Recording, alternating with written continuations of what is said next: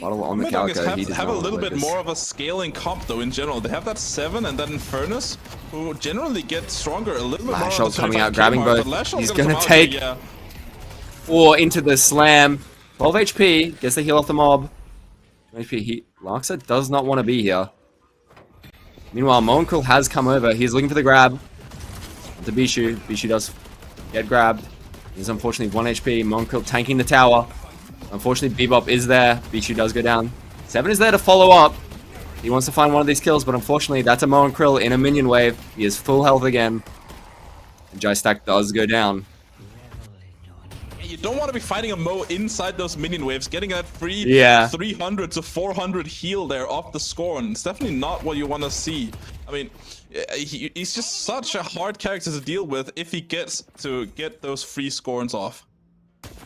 Well, bit of a fight going on the yellow lane, while couldn't quite find anything. Bishu is rotating over. He wants this tower. He's leaving Larxa to hold that wave on his own as first tower went down for green side. On the side of Pulsar. On the side of Combi Donkey's, apology.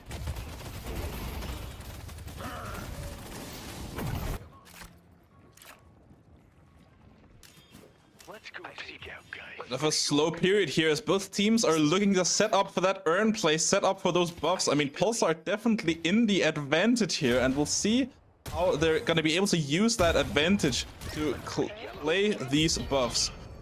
Combi Donkeys, though, gotta respond with a little bit of a push off their own on this left side lane. I mean, gotta get that tower down, and green tower does go down for Combi Donkeys. Yeah.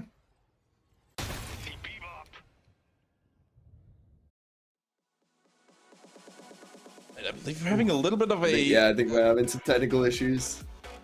Yeah. The stream's lagged out a little bit. Oh wow. Yeah, that's very. It's been a bit of a boxing match, early game. Mostly team fights.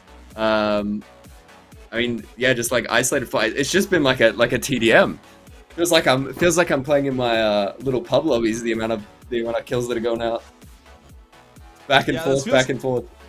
It feels like both teams are just completely off the hinges. I mean, they're just playing this game to have fun, not thinking about the tournament at all. This is just like a small wager match almost. It feels like. Yeah, seems like they got a side bet going. Who can get the most kills in a game? They're just running it at each other.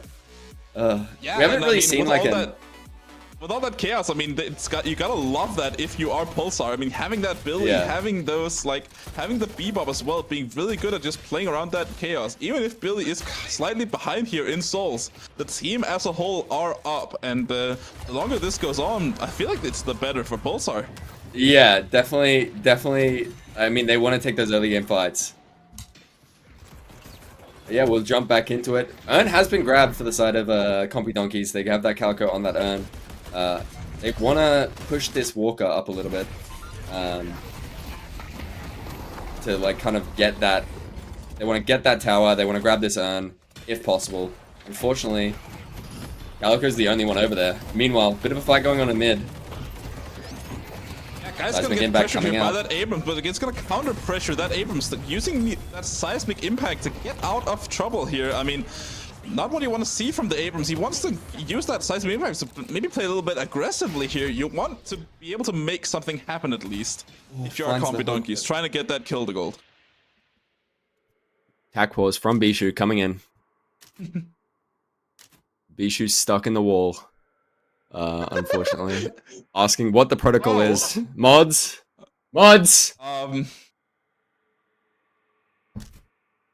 I think Abrams went to investigate that wall maybe a little bit too hard. I mean, yeah, he did get pulled into the wall by the Bebop.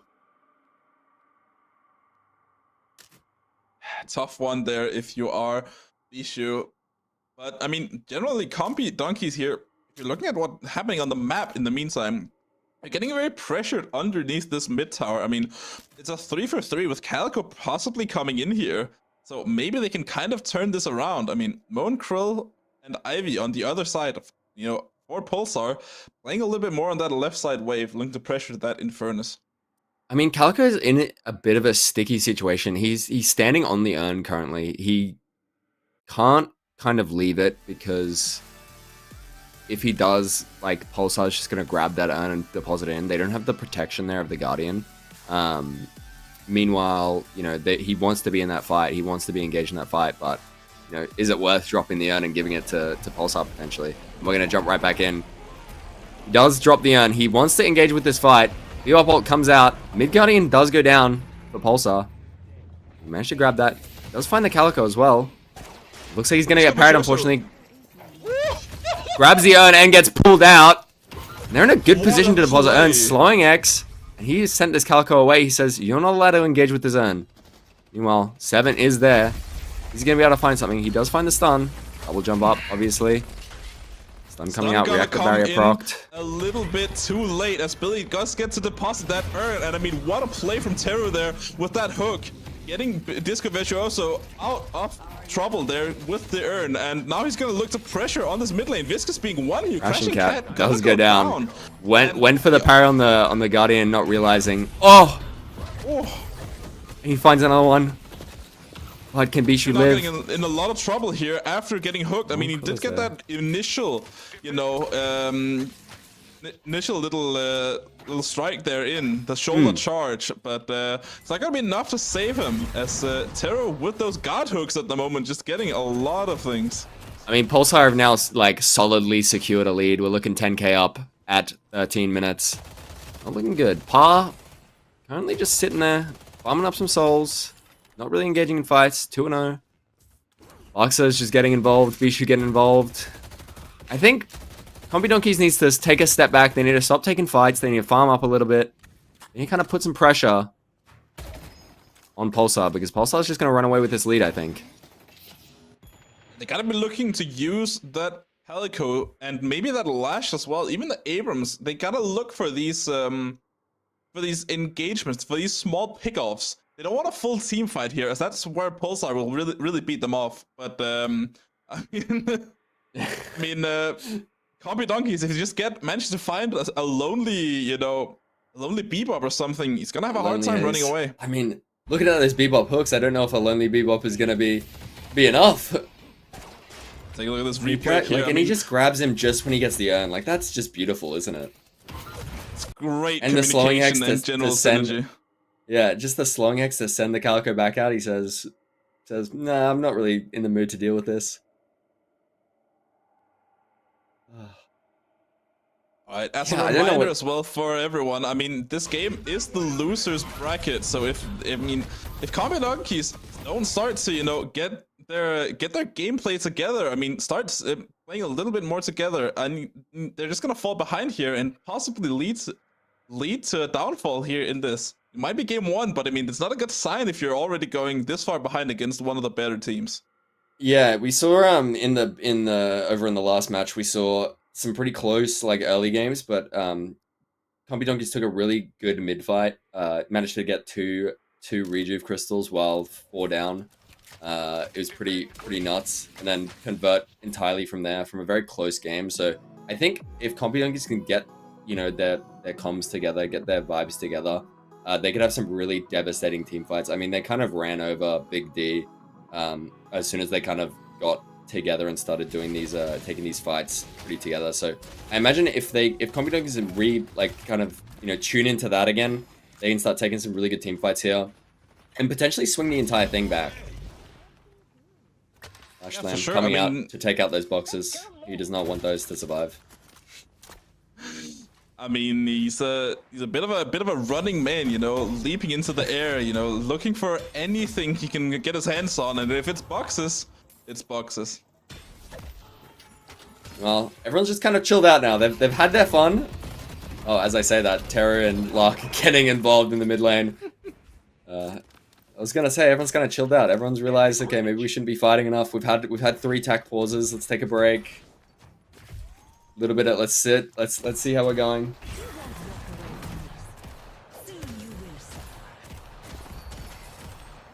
Go from there. So I think it's just right now it's just getting everyone farmed up. Meanwhile, Pulsar want to take that left side walker.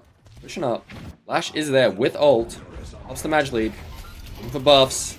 11 seconds on buffs. Pulsar is positioned pretty well for this one. But Ult here. Guy stacked ult comes out. She does get the casting buff.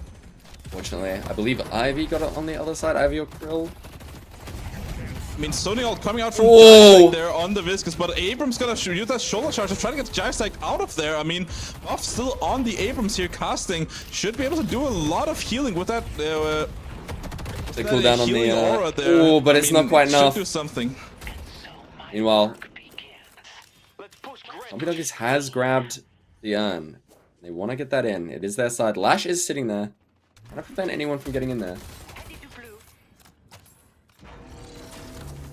I mean, this game is very chaotic so far. Both sides just wanting to fight constantly, and Pulsar seemingly being the better team at burger boxing. I mean, it's kind of, we should maybe almost rename this this game not to the Death Slam Asia Pacific, but more like the burger boxing Oceanic Championship, like Asian Championship. OC Burger Box. And Pulsar do get the Walker on that side. Visco getting a double parry there onto Abrams and Viscous, by the way. That was beautiful. Wilbo hopping ult. Visco does go down to Bishu. Into the shadows. Not available for the Calico. He's got a full cooldown reset. He's looking to chase something. Does he know the Geist is there? He's looking to go to shot. Maybe they're going to engage. Geist looks like he just squeezes past. Unbeknownst to Wilbo. He does hear him though. Taking the tier 2. Meanwhile, also, Combi Donkeys did grab Urn. We could see a potential swing back. We're only 9k down now, but that Geist is getting fed. Ibushi on the Geist. He does not. He is getting fed. I'm more excited to see what FaxFox is going to do late game. I feel like we haven't seen him for a while. He's just farming up in the back camps. 18k. Getting a lead. Doing the same thing.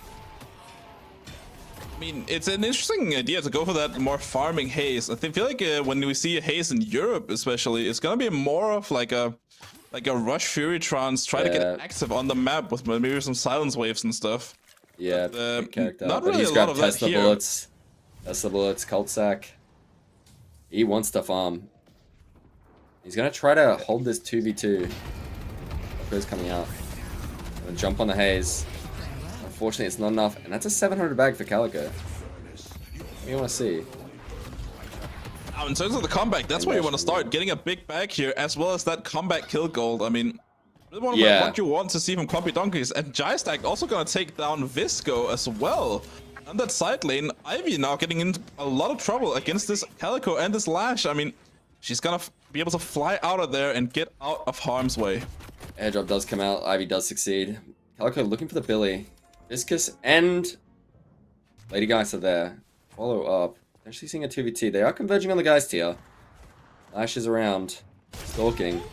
Looking for someone.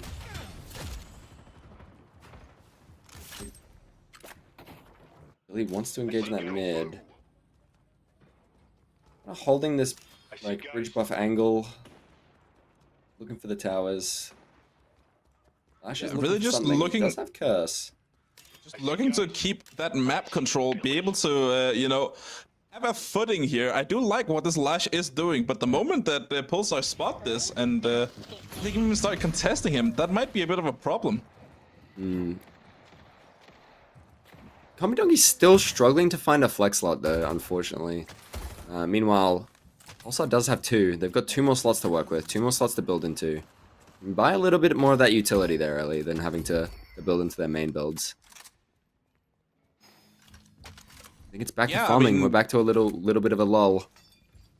I mean, we've already seen a couple of you know, build sacrifices already. We saw Lack here already having a curse on Lash at like 14k or something. It seems like very wild to me personally, but is this some sort of like APAC special here? I think this is a Loxa special. I mean, it's just Curse. Curse is just good. I mean, Curse is good. I mean, you're into a Haze, you're into a Geist, you're into a Bebop, you're into an Ivy. If you're sick of that Ivy running away, Curse is a good option. Don't want the.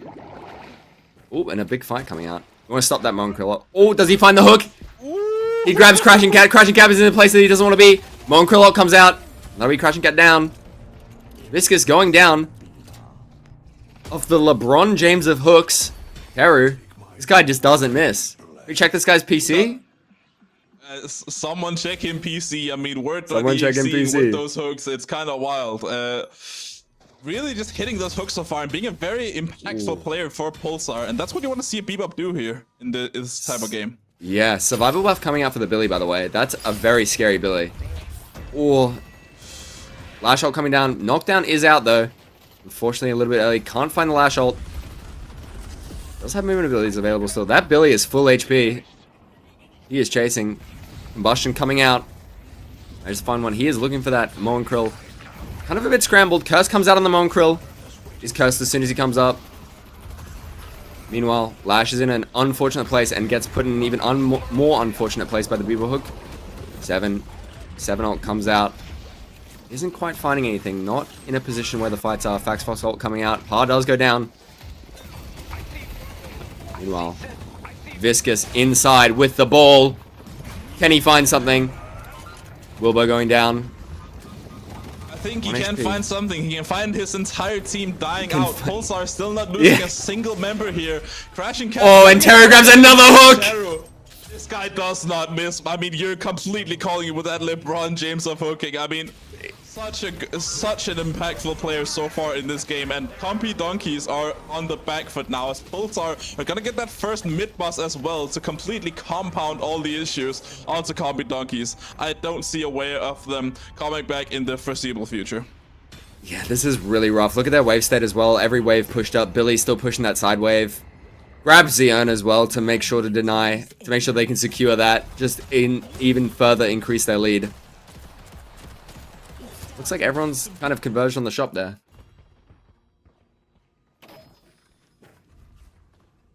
Interesting to see Disco Virtuoso as well here, going to elect for a little bit of that gun Billy. I mean, we've seen some different variations of the Billy so far. Either the frontlining, very spirit-heavy Billy, looking to just play off that melee bonus health you get off the blasted. But Disco Virtuoso gonna go for a little bit more of that, you know, side laning, for the gun, objective pushing gun build. Yeah, interesting. It's interesting when we've got like an Ivy, we've got a Geist, and the game has lagged a little bit. Wilbo might be DDoSing with his cat. Meanwhile, big enough fight going on Blue Wave. Compy Donkeys really want this flex slot. They really want this flex slot. Meanwhile, Billy is going to deposit that urn. Moen Krill grab does come out onto someone. Big fight going up. Lash ult comes out, but he does get slapped. That's just, I mean, that's the power of the haze here with those sleep daggers, but like, such a tough fight here for Compy Donkeys. Already losing Bishu here, no Lash ult as well, Billy ult, no ults on the side of Compy Donkeys, and Pulsar just gonna be able to run with this fight if they want to. Power and Jystack already going down to this farmed up haze. Finally deciding to join in on the fights, and it's gonna be really hard for Compy Donkeys now. They're losing all their members. They're gonna lose this Walker as well, even losing the side Walker. I mean, how did they get back into this? Three Reges up still for Pulsar. It looks like Fax Fox is gonna look for those base guardians, but Luxa is gonna try to protect it a little bit. No ult, kind of just gets to stand there and watch. I'm not sure. Luxa going in, try to clear the wave. Trying to delay it a little bit, but meanwhile, the rest of Pulsar is pushing that main wave. Bishu looking in. And they're going to back off, get some farm up. They've got 3 Sinner Sacrifices, 15 orbs there. Curse does come out. Xfox does back off though. Slowing Hex does kind of keep that Abrams away, and the entire team is regrouped. I think we're going to see Pulsar just farm all of Compy Donkey's farm here. They're not going to let them get back into this game. They've got this lead, and they do not want them to have it back. Yeah, wave state. I think Compy Donkeys just has to push back out their waves, hope they can find something, hope they can find someone on their own. Maybe that Ivy, maybe that Moen Krill. It's a bad day to be a Compy Donkeys fan. Oh, the 3k lead for Pulsar here with that mid boss as well. Still having one more minute of time. I mean, yeah. 30 more seconds on buffs. I think Pulsar grabbed these buffs for sure. Maybe the next urn. I mean, I feel like they could just hold down W on the mid lane and just go into the they base. Could just run it down mid. I mean, Compy Donkeys are really struggling with flex slots at the moment. They are having to sell things that they don't want to sell. They're barely, you know, especially like this Infernus at 26k. You know, he's going to be struggling to find slots, to find things that he wants to buy. Guys does get... Oh, Monkrill grabbing the survival buff. No one's on the casting buff. Looks like Ivy's going to grab it there, which is scary. But he is playing for Urn. We want to get another Urn. They want to force another team fight. Get involved. This Ivy here as well right now, very, very strong. I mean, full build almost. Having that lucky shot, having that capacitor already. With that BRS, I mean, it's gonna be very hard for them to challenge this Ivy when she's that strong. It looks like I said, Pulsar grabbing that, and they're wanting to force a team fight here. They're wanting to have Compy Donkeys play into their hand. Similar to what we saw Compy Donkeys do to Big D in the last game. They held that Urn, forced Big D away from the fight. So is Pulsar going to do the same thing? Give them a taste of their own medicine. Force the entire team in here. They're going to hold it out. Nope. Hero just wants to get involved. Does drop the Urn. Disco getting involved. Trying to help out the Haze. Haze is stunned. Yeah, it's a big fight here in general. Big fight. Ivy just on a bit of an island, but they just cannot kill this Ivy. Doing so much work and not taking any damage. So does take down. They've got the flying beam. They've got the flying beam. Also, however, no mobs in here, so all those objectives are resisted. Back does go down. They're waiting for that. All members of Compy Donkeys down. I mean, they have a 62k lead now, Pulsar. I mean, they just hold down. 4 more flex slots. It's gonna require a miracle, I think, for Compy Donkeys to come back in here. Siphon Life popping off. Capacitor. Counterspell does hit the Sleep Dagger though. I don't think one miracle does it. I think they need multiple. Yeah, I think they're gonna need a couple miracles. But the entire team is back up. Unfortunately, Compy Donkeys don't have a lot of ults. They do have 7 ult. Is enough, but I think Pulsar's just gonna back off. They don't want them to get this last flex slot. Well, this first flex slot, should I say. Hero sprinting back to stop that wave. I think even if it is their first flex slot, it's also gonna be their last. I mean, I don't think they're gonna look so much at that, but big fight here happening in general. Compy Donkeys is getting under a lot of pressure here. Pulsar having pretty low members already. GBS very low. Disco Vicioso going in, trying to get those bonus health. I mean, he had 800 there at one point. Such a hard character to deal with. And he's gonna do as much damage as he can, but he's gonna go down here. GBS as well. It's 4v4. Are very low though. J-Stack also getting very low for Compy Donkeys here. How are they gonna be able to deal with this? Ivy a lot of damage, but Visk is gonna be the next one to go down. 2 Terror's Bebop. Knockdown gonna get hit here on Furnace to make sure that Bebop hook can land. He's got a lot of pressure. Oh, he gets another one. Double hook. Oh my lord. How are you gonna get away from this guy? This guy does not miss on that Bebop. And that is game 1, unless we see a big ult here from Lack. But it looks like Terror's lined up the hook. And he does find it. He can't quite send them away, and that will be, I think, game 1 as Amber Patron does go down.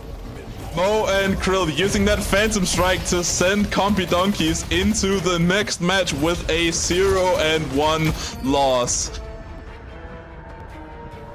Great play from Pulsar, I will say. They went from the burger box to just taking over that game.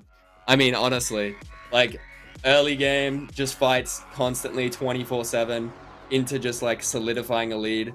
They said, we're going to play with our food here, I think. We'll see how Compy Donkeys really changes the draft up going into next game. But, I mean, yeah, I think that early game... I think Pulsar's mid game was like definitely a lot better than Compy Donkeys there. So I think they just like... even though they were kind of even in the early game, I think going into that mid game, they managed to do a lot more with that one there. Let's have a look at the post-game stats. Had the lead in early on in that match, but they just kept snowballing off that lead, you know, growing that lead with a couple thousand every minute or so. I mean, it was really well executed by Pulsar here in general, and I mean, you can see that on the stats here as well. R and J-Stack doing the best they can on Compy Donkeys, but really, I mean, you can really see the effect of having this farmed up Haze, this farmed up guys, and even this Ivy. I mean, they're doing so much for the team. I mean, yeah, the Ivy Sino just on objective duty, like he just took over everything. I mean, honestly, just like I don't think it could have done anything other than like, you know, that without those bebop hooks, I think this is a lot harder game. But Terry was just an absolute menace on that bebop. Yeah, I mean, those bebop hooks were crazy impactful. I don't think we saw a single one miss. I think he was just perfect on. I see someone get pulled across the map like this. Even that innovative way of using the bebop for that urn play that they did there, Disco Virtuoso going in, taking the urn and just pulling him out immediately so they cannot stun him or anything. Yeah. I mean, that was really something I haven't seen before personally, but I mean, it was really good. Yeah, it was beautiful. No, it was a great play, and just like secures that urn for that fight, and they can just dump it straight in. No, that was insane. Terra was an absolute menace on that one. I mean, if you're a compy donkeys here, you might even be looking at a respect ban or something. Yeah, I mean, I feel like if I'm them, I'm like, I don't want to deal with the Terry bebop. I'm not dealing with that. I'm not allowed to play the game. Like if I'm Pa there in that last fight where he just gets like hooked into the flame, he tries to flame dash away and just gets that like second hook on him. I would be like, nah, we're banning that character. I'm not dealing with that anymore. Yeah, I mean, I don't know what I would do if I was playing against that. I mean, it just looks absolutely miserable. But, I mean, not to discredit all the other members of Pulsar here. I mean, I feel like everyone just did their part really well on Pulsar here. Job. Yeah, I mean, like the Haze got farmed and then was in fights, and then the guys holding down that mid game, just being an absolute menace, unkillable, into the Ivy, just like pushing objectives. Like just making sure every objective was taken. Yeah, it's just, I think everyone right now, like with that game, they just played their roles better than Compy Donkeys managed to play their roles. Yeah, I mean, that was really well played, but I think for now we're gonna send it back over to the desk as they can go through some of the replays, give a little bit of analysis of all these burger boxes that happened throughout this game, and we'll come back for the game 2 here with the cast. See you soon. Alright, hello. Hope we all had fun watching that game with Timpu and Carrie. I know I did. It was definitely probably one of the most chaotic games I think we've seen so far of day 2. Definitely showing maybe that APAC is the king of burger boxing. Yeah, those first like 15 minutes was maybe the definition of just getting amongst it with the boys, because not non-stop action. There was like 2-minute tower dives here and there, and just craziness across the board, especially in the middle. Yeah, and just. I think there was a degree of having fun with it, but also a degree of just Compy Donkey's playstyle. They are a bit of a old guard members, new team, so to speak. They are not afraid to just fight, and they're willing to fight when they're a member down. They're willing to fight when they're 2 members down. They have a lot of trust in themselves to just start swinging. And Jeb, speaking of swinging, that's another way to say melees. I think we've got a couple fun clips that you are very excited to. Maybe walk us through. We do have a couple of clips. I believe we'll be getting them into a moment. Here's the first one. This is, I believe, minute 2. You see this sorry, excuse my language. This Haze power dive here, and immediately just getting that parry, and then Viscous, funnily enough, goes to parry and gets meleeed. Really big disrespect out of Crashing Cat there. Honestly, like. As we all know, when you successfully get a parry, you have that parry off cooldown again, and to be that low HP and know that they are diving onto you, to go for that cheeky little bit of extra damage, you almost have to say, objectively speaking, that's a misplay. Yeah, it was just a bit disrespecting your opponents, getting way too greedy, and kind of just giving Pulsar that early lead. Yeah, on our next code, we're just showing a bit of the teamwork that Pulsar's capable of. All these like friendly hooks and these hook onto the Abrams. Terry really just like showing how much he brings on this Bebop character.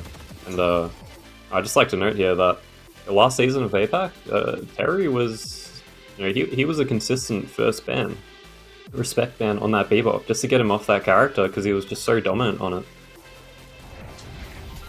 Yeah, definitely a force to be reckoned with. I believe last time around I gave him my personal MVP. It was him and Whoops, I had to imagine. But Yeah, speaking of scrappy fights, this is probably a really good example of one of the scrappiest fights we've ever had. Very shortly, we'll be seeing a Viscus doing some crazy things as well. If you're excited to see that. Speaking of Viscus, this was, in my mind, a very, very suspicious moment. Yeah, on the side of Compy Donkeys.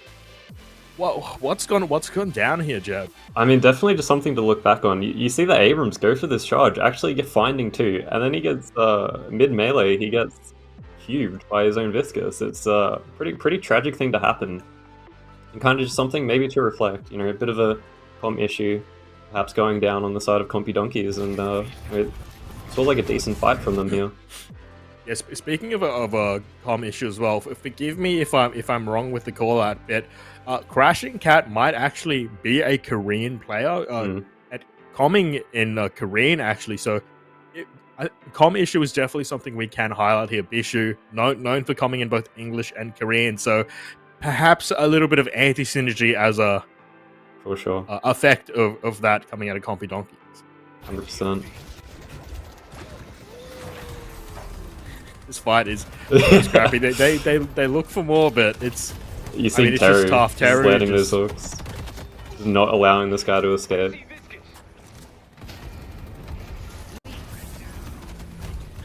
That's an escalating cheeky dive as well. I do want to highlight actually on the side of Pulsar there. It was probably the first time that we were actually see Faxfox on the broadcast. And unfortunately for him, all we saw was him instantly dying and dropping a bag. Yeah, that's kind of one of the first. Hello? Yep, you're good. That was like one of the first time we see Terry, and unfortunately he kind of just drops a big bag and really actually equalizes the game a little bit here to the side of Compy Donkeys. So yeah, definitely a misplay from the side of Pulsar, kind of giving them a way back into the game.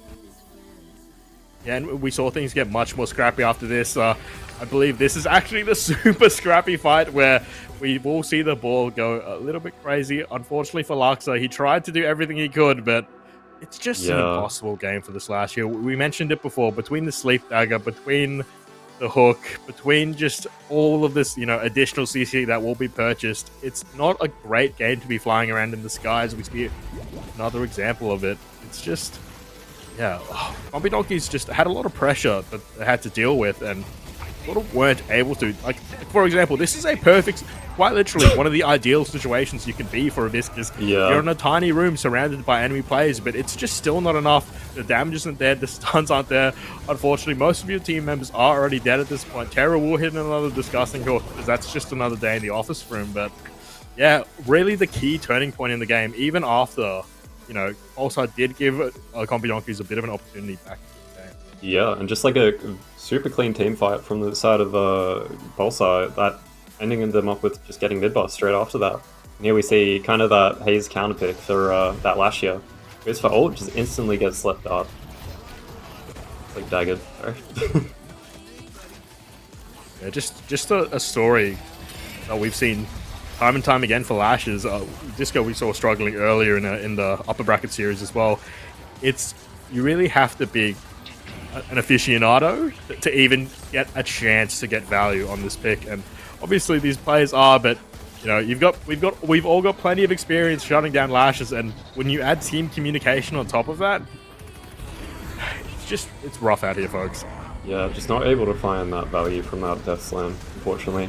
And here we see Pulsar just running it into their base, no minion wave, just constantly going in knowing that they've got this like huge soul advantage, and yeah, really just like solidifying why they are the dominant team here.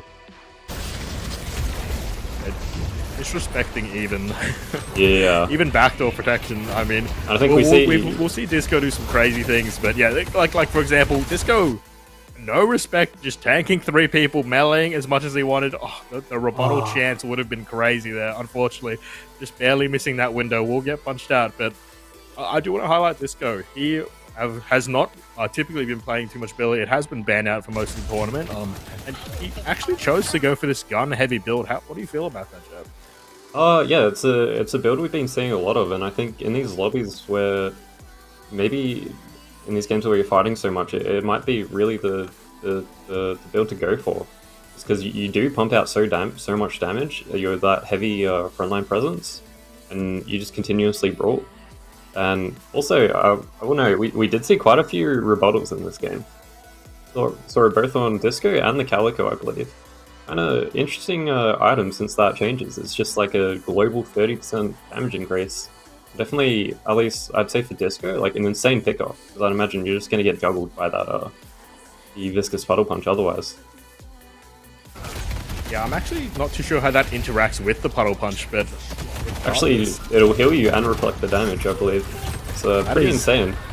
That is an insane little piece of tech to actually pick up for Disco then. I don't know, it's, as we go through these clips, man, it's kind of just a Teru highlight reel to a degree. He hits one, he hits one again. I mean, if you're par, you're just screaming at your screen at this point. No matter what you do, you can't seem to get away from this guy. And I mean, this just makes me excited, honestly, to see potentially the next series. I mean, Compy Donkeys still have a chance to get back into this, but I want to see maybe a little bit more bebop out of Teru. You know, I want to see Pulsar play to their strengths. And as this pick continues to get valued in this game, I'm sure there's potential here.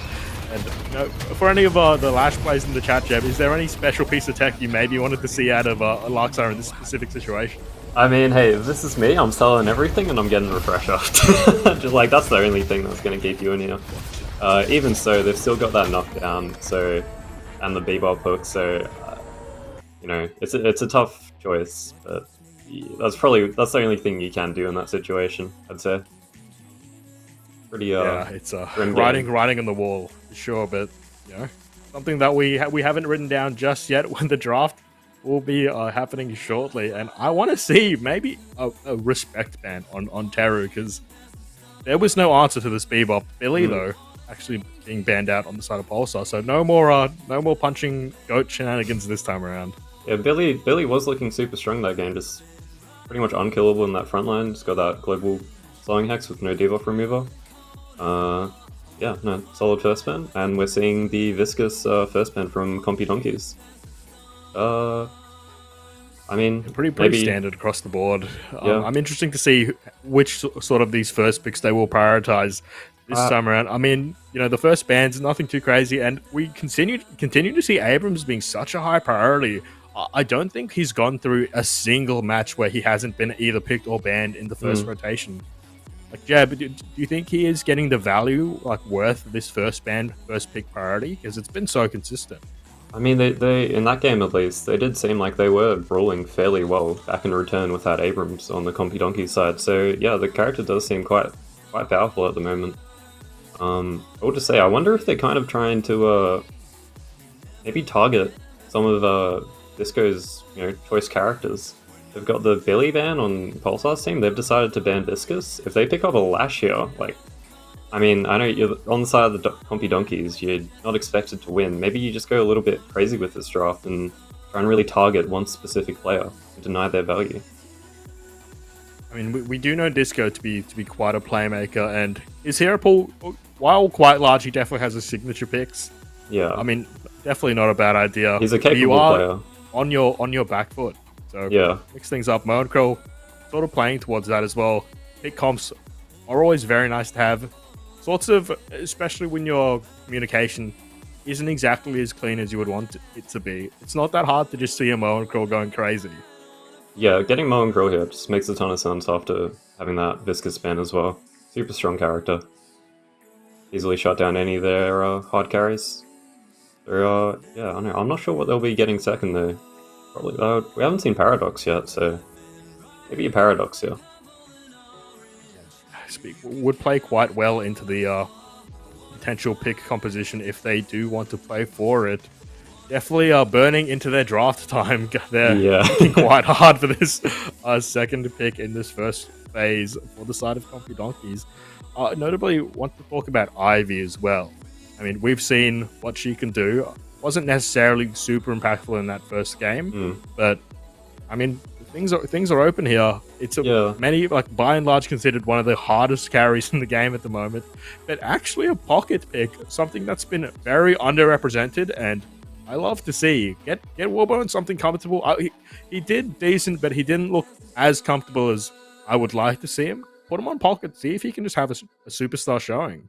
Yeah, give him a comfort pick, give him something he's familiar with, give him the space to shine, and I'm sure he can. We're seeing a Paradox picks from Pulsar, honestly, super solid pick. Character's just really strong at the moment. Yeah, definitely a more standard draft coming out of the side of Pulsar, but Compy Donkeys, it's if you were ever to go a bit off meta, now is the time. Let's see. No, I honestly, what do you think about the Mina pick here? Maybe potential for Pulsar. I feel like this is a really nice comp to play Mina into. Yeah, You're not pocket, you wrong. can really bully Shutting that. down a couple of options there, Jeb, and the silence would be really nice. it was being talked about earlier, actually, a fair bit, or I'm not sure if it was on broadcast, but I was speaking a little bit to Deathy. He feels like the uptake on some of these newer heroes is a bit slower in the APAC region, and he says that Mina really quite powerful, especially into some of these particular heroes, and we haven't seen it today so far. I know in particular, unfortunately, not playing today, but Bob's Doge has been playing that hero a lot, spamming that hero out. There's a lot of source to be had if the pilot is willing. Speaking of pilots, GT banned. Unfortunate. No birds to be seen, unfortunately. Character has been looking super strong today. Just that ranged nuke is pretty insane on the global map pressure from the bird.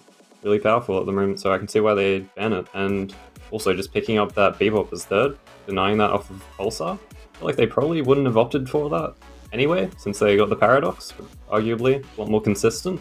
But I guess anything's possible when you've got Terror on the Bebop, so... Yeah, the Ivy ban as well, pretty notable, not wanting to potentially deal with that. Lash, I mean, your theory of denying Disco Virtuoso might be standing relatively true, Jeb, because as this draft has gone on, we haven't seen his pick come out just yet, and that hero pool is running relatively dry. Well, dry when a player has a hero ocean is relative, but certainly not his favorite picks. Yeah, I'm starting to feel might be seeing maybe Yamato here. That'd be quite nice into Compy Donkey's comp, dodging that lash shot. And yeah, right there, we get the Yamato pick. I'm gonna imagine that's gonna be for Disco Virtuoso. He's I haven't seen him play it much recently, but he was a very competent player on Yamato. Yeah, that is definitely true. Sort of a situation where there was always a player that had a little bit more comfortability on it in his previous rosters, didn't get to play it too much. But yeah, especially with this lash as well, Yamato can, outside of, potentially getting caught out by Mo and Crow, has pretty free reign on this team comp. But with these new pickups as well, that doesn't change. Yamato can just run into this backline, cause a ruckus, particularly for this lash. That's going to be a hard sort of situation to play with between the Paradox swap and the Yamato running at you. You see yet another difficult lash game. Yeah, definitely a bit of a trend. I mean, maybe Lash definitely does seem quite powerful, but if you counter pick it into him, that you can kind of negate most of that threat. And we see last two picks for Compy Donkey bringing out the Infernus and Haze. I feel like in this game it's going to be pretty tough. I feel like the what would you say, the core carries of Pulsar, they're a lot more survivable than Compy Donkeys. You get caught out on Infernus or Haze, or Pocket as well, you just kind of die. Doorman though. Maybe Scary Pulsar getting game. spicy with it, or it's just in their back pocket. But we do love to see the Doorman. He brings a lot of layers to the game, and in particular, he lets you play with a level of aggression that you don't typically get away with. You have to respect the fact that once you're in, you can actually get out, and that's not something a lot of heroes can do. It lets your whole team play like they've got this little invincible option to just get the hell out of dodge. Yeah, the character's definitely, one of those hidden gems that we haven't necessarily worked out how to really utilize the full potential of. So I'll be interested to see how Pulsar's going to play it. We saw it on the side of OT before, on Slack God. I think we saw him end up Doorman ulting someone with a Talon Trap on top of them. That looked, about as hate crimey as you can get in Deadlock. Wouldn't not want to be the guy caught in that. But yeah, Doorman also just insane lane pressure. And speaking of Doorman tech, with the Warden as well, I just quickly wanted to highlight before we do send it into the game shortly, with the alternate cast on, I believe, Luggage Trolley, you can do that on your Warden while he is charging. It might be a little bit of a troll, but there is a world where, I'd like We to do see it. Pulsar just throwing their warders into a fight. I'd love to see that. Maybe particularly through a door, a little bit of a flanking angle here and there. There's so much infinite flavor.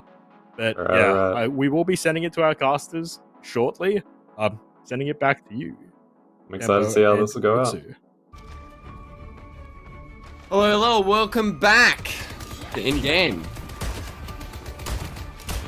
How you feeling about this? How you feeling about this draft, Tempo?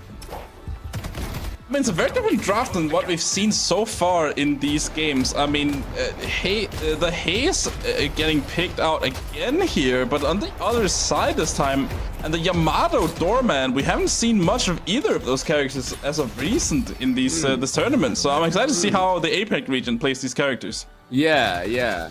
I mean, Yam's just a strong character in general.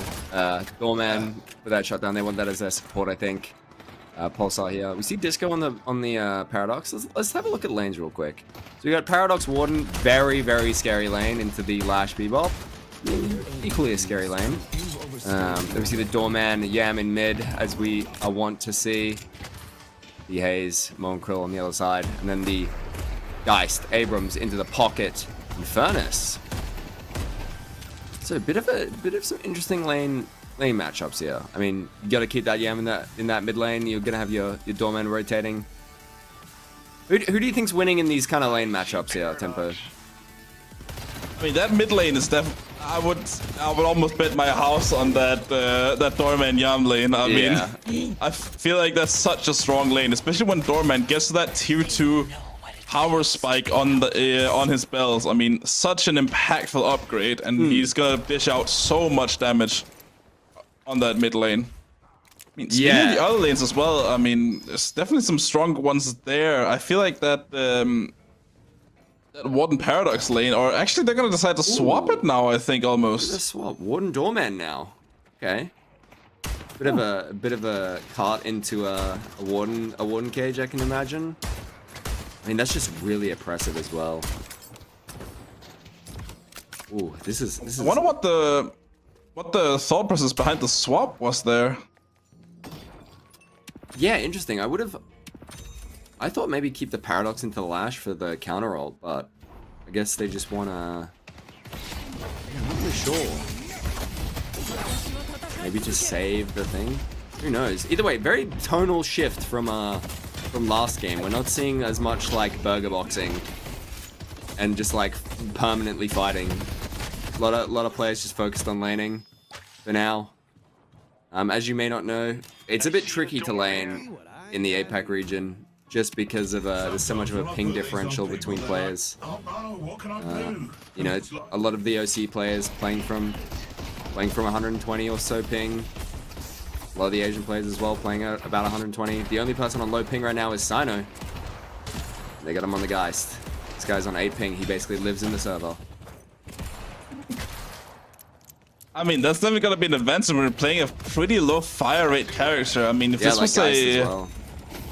Yeah, I mean, generally low ping, low fire rate seems pretty good. I mean, lower ping, higher fire rate is usually how you want to go about these lanes without denying soul. But I mean, definitely work, and you guys have a lot of experience playing around under these conditions, so I wouldn't consider that a complete factor. I would say. It's definitely trickier, and you know, you can only learn so much. There's some things that are out of your control. I stand corrected. It is Disco Virtuoso on the Yam. Terror on the Paradox. There, he's gonna take those hooks, all the lessons he learned from his hooking, and he's gonna do that with the Paradox swaps. I think we're gonna see some crazy Paradox swaps this game. Really, no kills or deaths coming out for either side thus far. Pretty chill. Buffs up in 30 seconds. Are we gonna see some pivoting towards those? No real damage. Very slow laning phase. Very slow laning phase. Wilbur is low on the pocket into this Geist Abrams. Yeah, that's a very strong, you know, dueling pairing there. The Geist and Abrams. Abrams giving a little bit of that CC, so Geist can do a lot of the signature gun damage, and I mean, hit those bombs very safely. I mean, it's a pretty decent pairing. A little bit of a fight going on in mid lane. Good box. Haze is one. Yam ult does come out. He's gonna have to back off here. Yam is looking for him. Does he hear him? He's just past his veil. Does hear him. Mystic shot, and that'll be Haze down. First blood goes on to dry stack from Disco.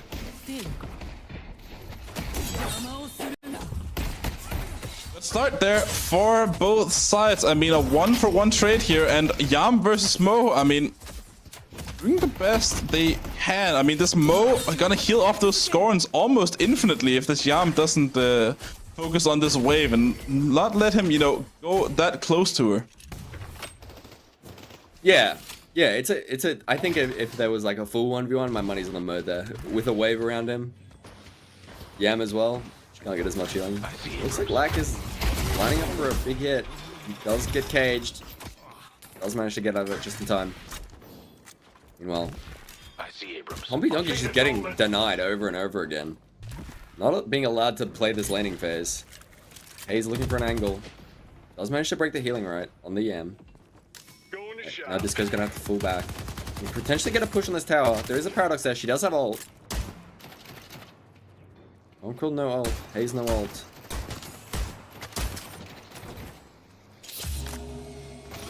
Does have ult indeed. I mean, Haze ults not being the most impactful ability, I would say, in that early game, but big swap, yeah. Monkel will go down, Bishu down. The Haze must back off here. Meanwhile, Pocket does go down the side lane. This may be the first tower for the side of Pulsar. I mean, it's a Lady Geist and an Abrams.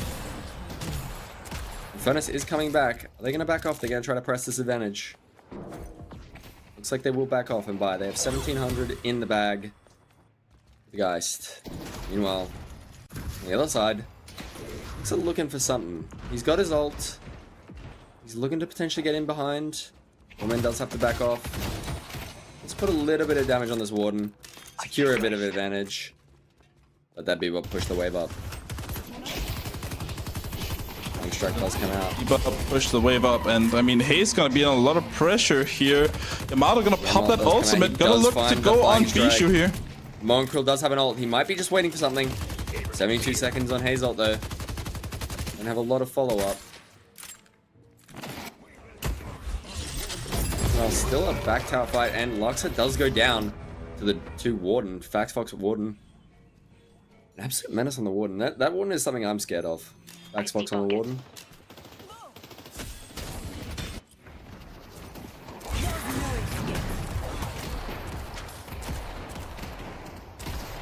Now it's just back to chill times. Everyone's just back to laning.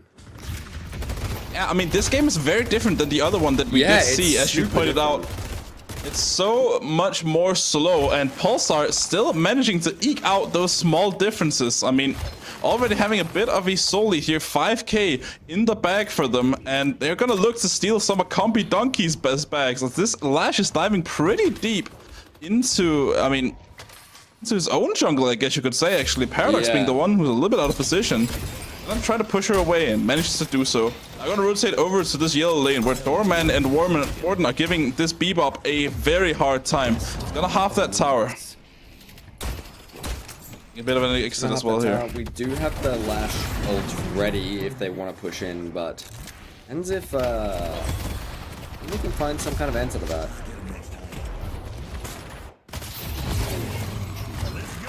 Warden ult does come out. Lash ult is coming to save.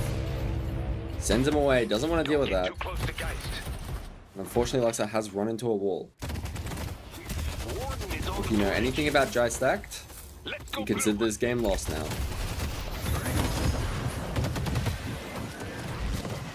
Flame Dash coming out. I mean, there's still things to play here. I mean, it's not... Big fight. Dry Stack does go down. And they're going to take down this Krill as well, I think. No ult for the Krill. Does get the Scorn off.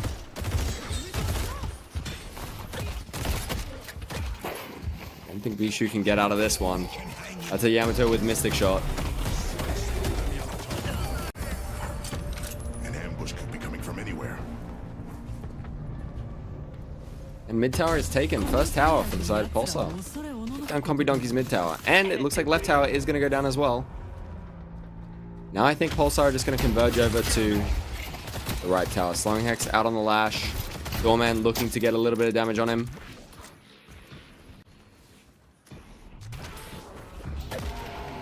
$11k collected so far here for Pulsar. Up that difference on Combi Donkeys, and Combi Donkeys now going to look to pressure this doorman, but he's gonna just need to ult and get out through that exit door that he prepared for himself. I mean, good utilization of those doorman doors. Disco Vacioso now gonna dive pretty deep onto this lash here. Can he get out of this? I mean, he's gonna use the grapple very early on to just nuke he has no flank, but yeah, he's out. Does get out, but he is still chasing. He wants to be in here for this fight. We do have Yam ult up, Power Slash coming out, but unfortunately Bishu there to grab the end. Yam ult does come out. He is unfortunately under a VL vault. Yam 1 HP is getting chased by 2. Can he find Larxa? He does find Larxa. Unfortunately not in time to get the heal off ult. And Fax Fox is going to rotate onto the Mo and Krill, and that is a first flex slot for Pulsar. Combi Donkey's now with 0 towers.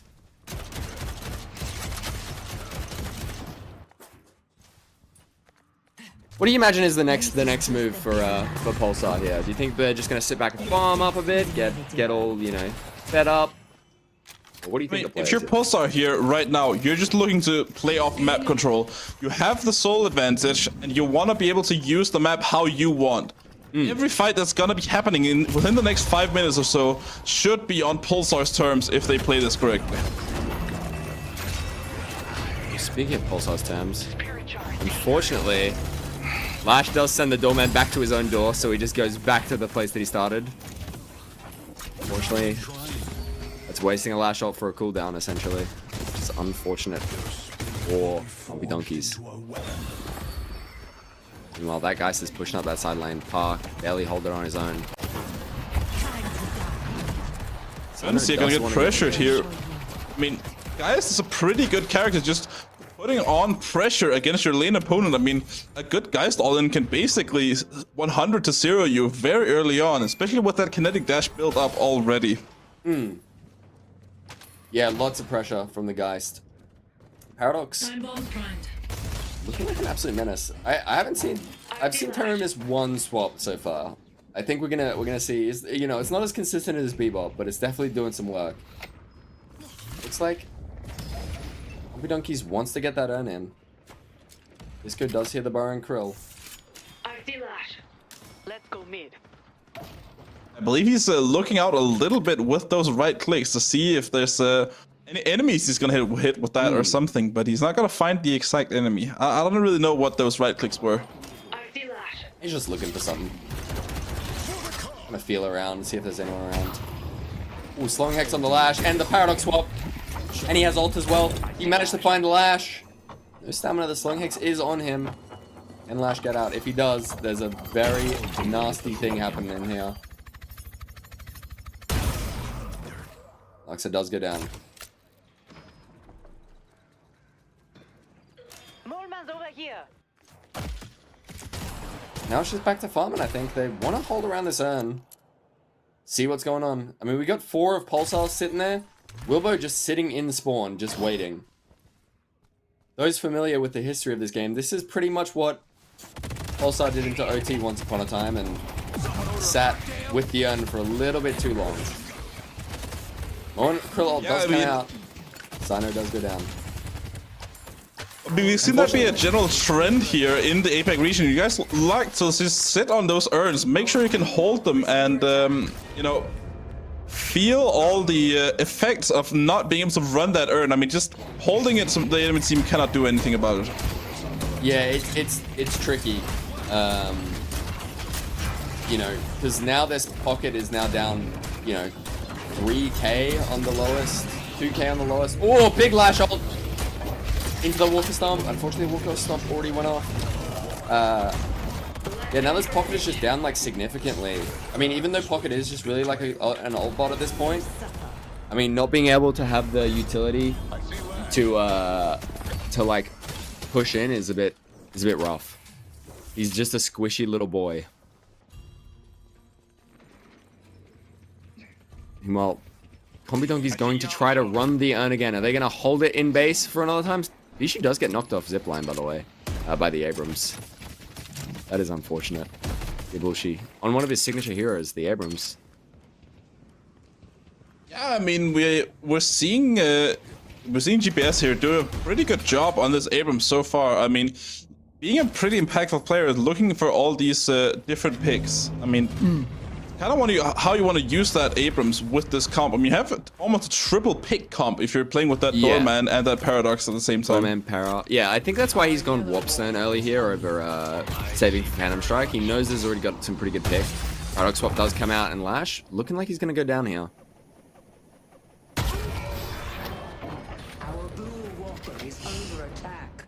Lash gonna go down indeed. Pulsar gonna pick up another kill in the bag. But I do believe an objective fell down as well for I believe Green Pulsar. Walker got...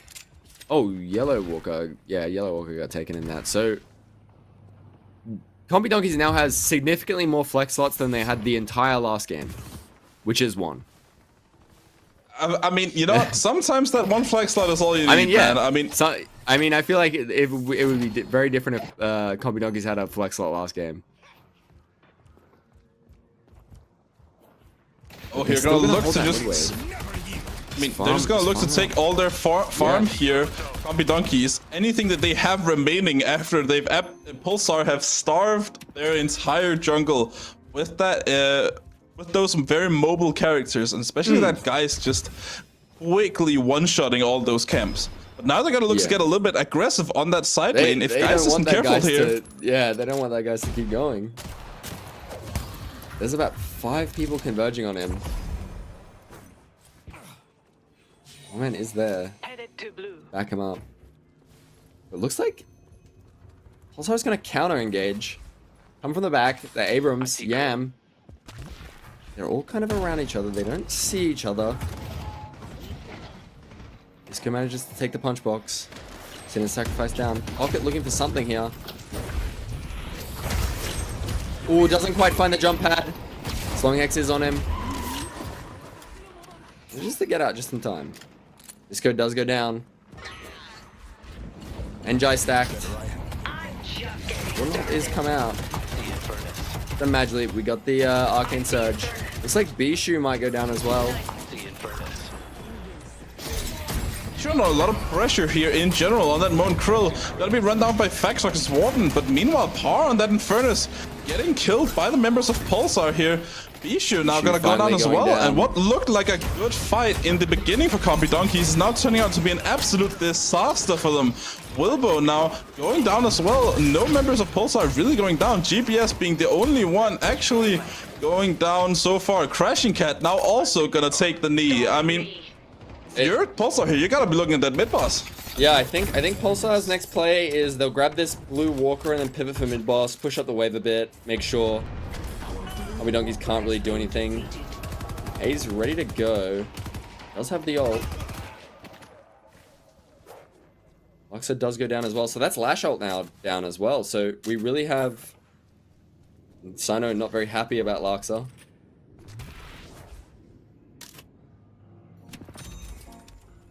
Luxa responding, should have pressed 4 faster. Maybe he's right.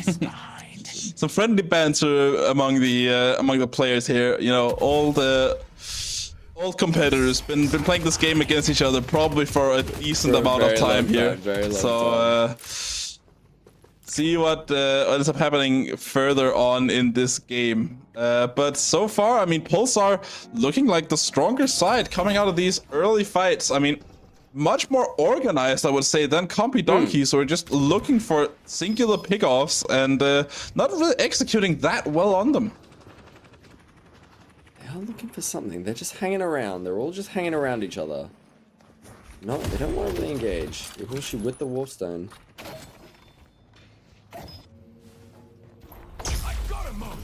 Ooh, the Warpstone grab on the...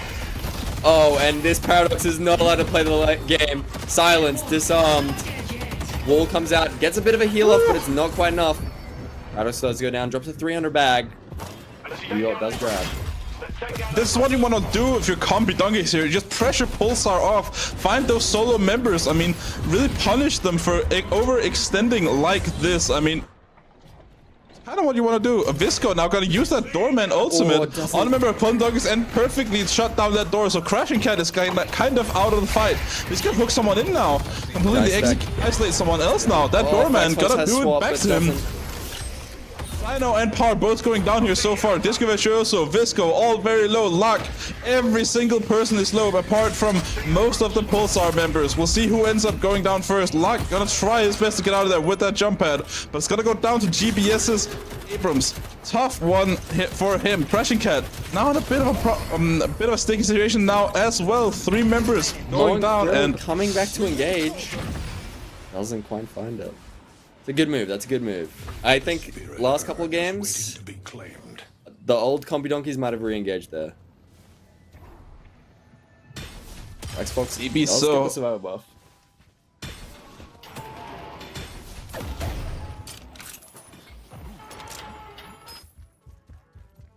Yeah, I mean, I think Combi Donkeys had the right idea. They just executed it a little bit badly there. I think just like taking those little single team fights is how they want to play this game. But that is a flying warden coming for the Monkril. Okay, well, she's gonna grab the urn. They want to force another fight here. Press the advantage. Grab 15k. It's a lot of a closer game than the last one. Meanwhile, a little bit of a fight. Fox is grabbed. He's got 4 on him. Fox does go down, and Yam is engaged as well. Slapped by the slap dagger. No Krill ult. Knockdown comes down. Yam ult comes out. And Disco fight one, gets the heal off. Doorman ult comes out. He gets through the door. Bishu's on his own. Warpstone's out of the Yam power slash.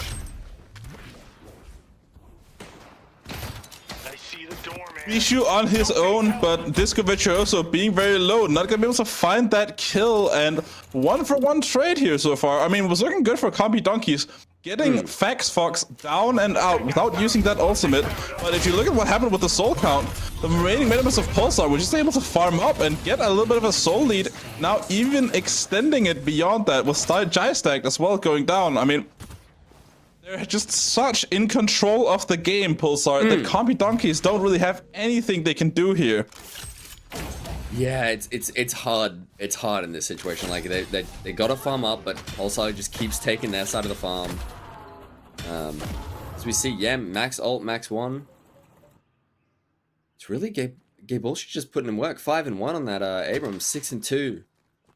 Big player for. I mean, Combi Donkeys are just struggling to find something. Like, they just seem to be dying, I think, one at a time, which is not really what they want to be doing. Not taking really good team fights here. They want to take that more pick fight. They want to roll off this haze.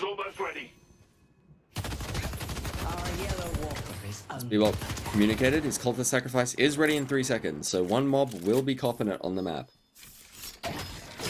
Is here as well, having built that silence wave, gonna try to interrupt a lot of these Pulsar members before they can get going. I mean, that Yamato especially, you just want to make sure that you cannot use that ultimate. You don't want to use the ult. You don't want the doorman using his little doors and things. Stops a lot of what Abrams can do. I mean, it's ult warden, so it's good if you get a hit off early. Counterspell bought for the paradox. Does not want to deal with the slash ult.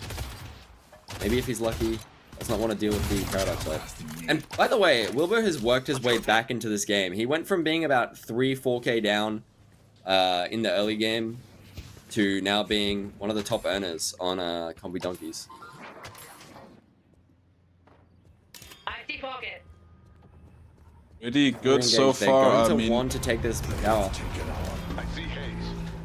Mid tower secured now for Combi Donkeys. Yeah. That's the start of their comeback. The start of what they want to do. And now they're looking to hate crime this Abrams, but he's going to have to build that unstoppable already on that ultimate. Tier 3 going down. Fox now going to get a really good engage on Jai-Stack. He's not going to be able to silence his way out of that one. 50 seconds down his timer, and Lock dying oppositely of the fight. All members getting an assist for that. 2 down, and they're just gonna immediately go for that mid boss.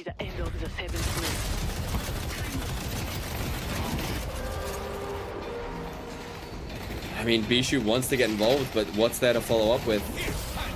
We've got no Infernus ult. Doorman door is out. Yamato ult comes out. Pocket ult comes out. Pulsar get All 3 rejuve stacks. And the All doorman 3 door is rejuves. just... The doorman door is just sending Bishu through the void over and over again like a Portal 2 map. All 3 rejuves, all 4 players down for combi donkeys. Excellently played by Pulsar there. Gonna get the buffs now as well. Probably gonna have control of that urn as well if they want to go on that route. They can also just go for the walkers, maybe even go a little bit in for that base. I mean, 4 members down right now. They gotta be looking at playing this more actively. Thanks for the pickup. I mean, Paradox pushing up the wave. I think they just grab yellow here. Bullshit cutting the wave. Making sure they can push up a little bit quicker. Warden there to follow up. Abram's just gonna hold the side there. Ready to wash. He's watching for anyone. It looks like J-Stack's gonna wanna go stop them, but he know the Abrams is there. Hey, Criming Abrams, ready to find a singular target. Use that phantom strike and use that shoulder charge to pin them down, but he's gonna get pressured a little bit by Lux Lash here. We need to be forced out of the fight. 1 rejuve being used on Vexox here already for Pulsar. I mean, Vexox gonna go down completely. Not even gonna be able to take that walker. That was a good turnaround by Combi Donkeys. Yeah, I believe he got ulted in there, and then while he was ulting, so he didn't get it off. Well, Flying Strike comes out. Will Lux will be able to get out. Quite find the Crimson Slash. Lash ult is available. Yam ult does come out. Oh, Jai stacked. I think the Silence Wave does get the parry off though. Oh, and the Phantom Strike into the haze.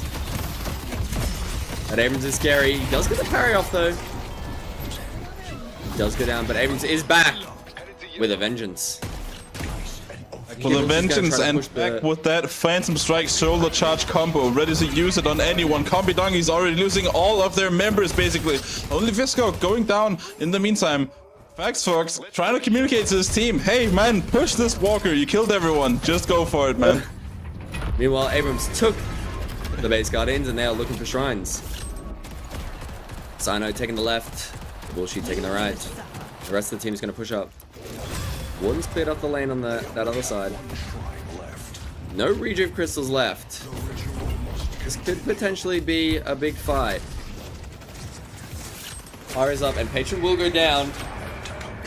Pulsar are going to back off here. Regroup, reset. There's a lot of farm up on the map. Wait another 3.5 minutes for that mid boss to come back up. Get some farm up in the meantime. Secure that lead. They're almost 50k up. Yeah, and this is what we saw in that game 1 as well, taking those small advantages that Pulsar did get and eventually just absolutely continuing to snowball off of it, turning a 20k lead into a 50k lead now. And they're not even gonna go for the base with that. They're just gonna play it slow, make sure that Combi Donkeys don't have anything they can do. GBS is looking to pressure them a little bit in their jungle, make sure they don't have anywhere else they need to be other than their gravestone. Yeah, pretty much all of Pulsar I think have a counterspell of some kind. They don't want to deal with this pocket ult, they don't want to deal with this lash ult.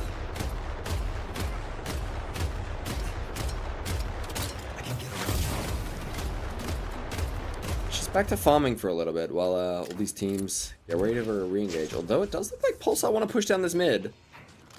That Veil Walker Paradox, that's a scary thing.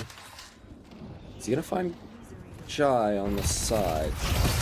Oh, but Yam pulled in, cursed, Infernus ulted, and he does go down. Disco does go down. Virtuoso already starting the fight down. Sino as well. Good defense here from Combi Donkeys. GB is gonna get slaughtered. Jai stack. So much Crashing work Cat on has that turned haze. on whatever hook cheats he's got on. He's hit back-to-back 3 hooks. Crashing Cat has turned on Terror mode, and Terror's gonna go down because of that Bebop. But Wilbo also taking a lot of damage here, going down for himself. Par also pretty low, but Vexox, even with that Warden ultimate, it's not gonna be enough, and he's gonna go down as well. All 6 members going down for Combi Donkeys, and this is what you want to see. Now they might be able to even play both of these waves. Gonna get these walkers. I mean, this is super good. Yeah, this is a big swing back.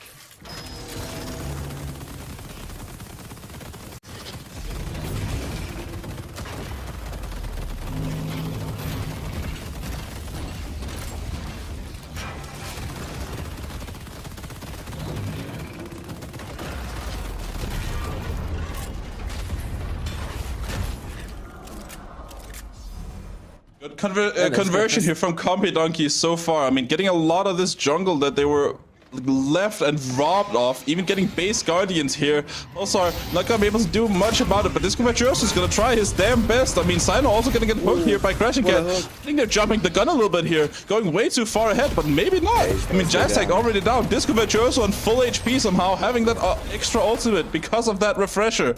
Gonna kill Bishu now on that Moan Krill. Good stuff here. Oh, does get the casting buff. It looks like potentially Pulsar want to push for a mid boss here. I was gonna grab the urn. Meanwhile, green wave pushed quite far up. Stay together. But Pulsar have an advantage here. They have a player advantage. 2 players up. You know, 1 player has the urn. They can guess kind of where the rest of the team is. Wardenol comes out. Pocket Dog comes out.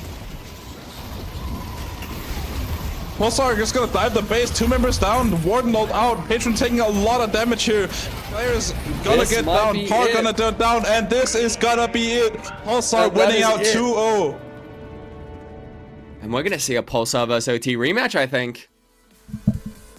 Yeah, well, that was fantastic. I mean, it was close there for a second. You know, Pulsar almost threw the lead there with that fight at the end. You know, Combi Donkeys really kind of pushed it back, almost got a full push into the base, which could have been crazy, you know, if they managed to like take a lot of that, like press that advantage that they got out of that couple team fights back there. But yeah, that was a very close end of the game after a big lead from Pulsar throughout most of the game.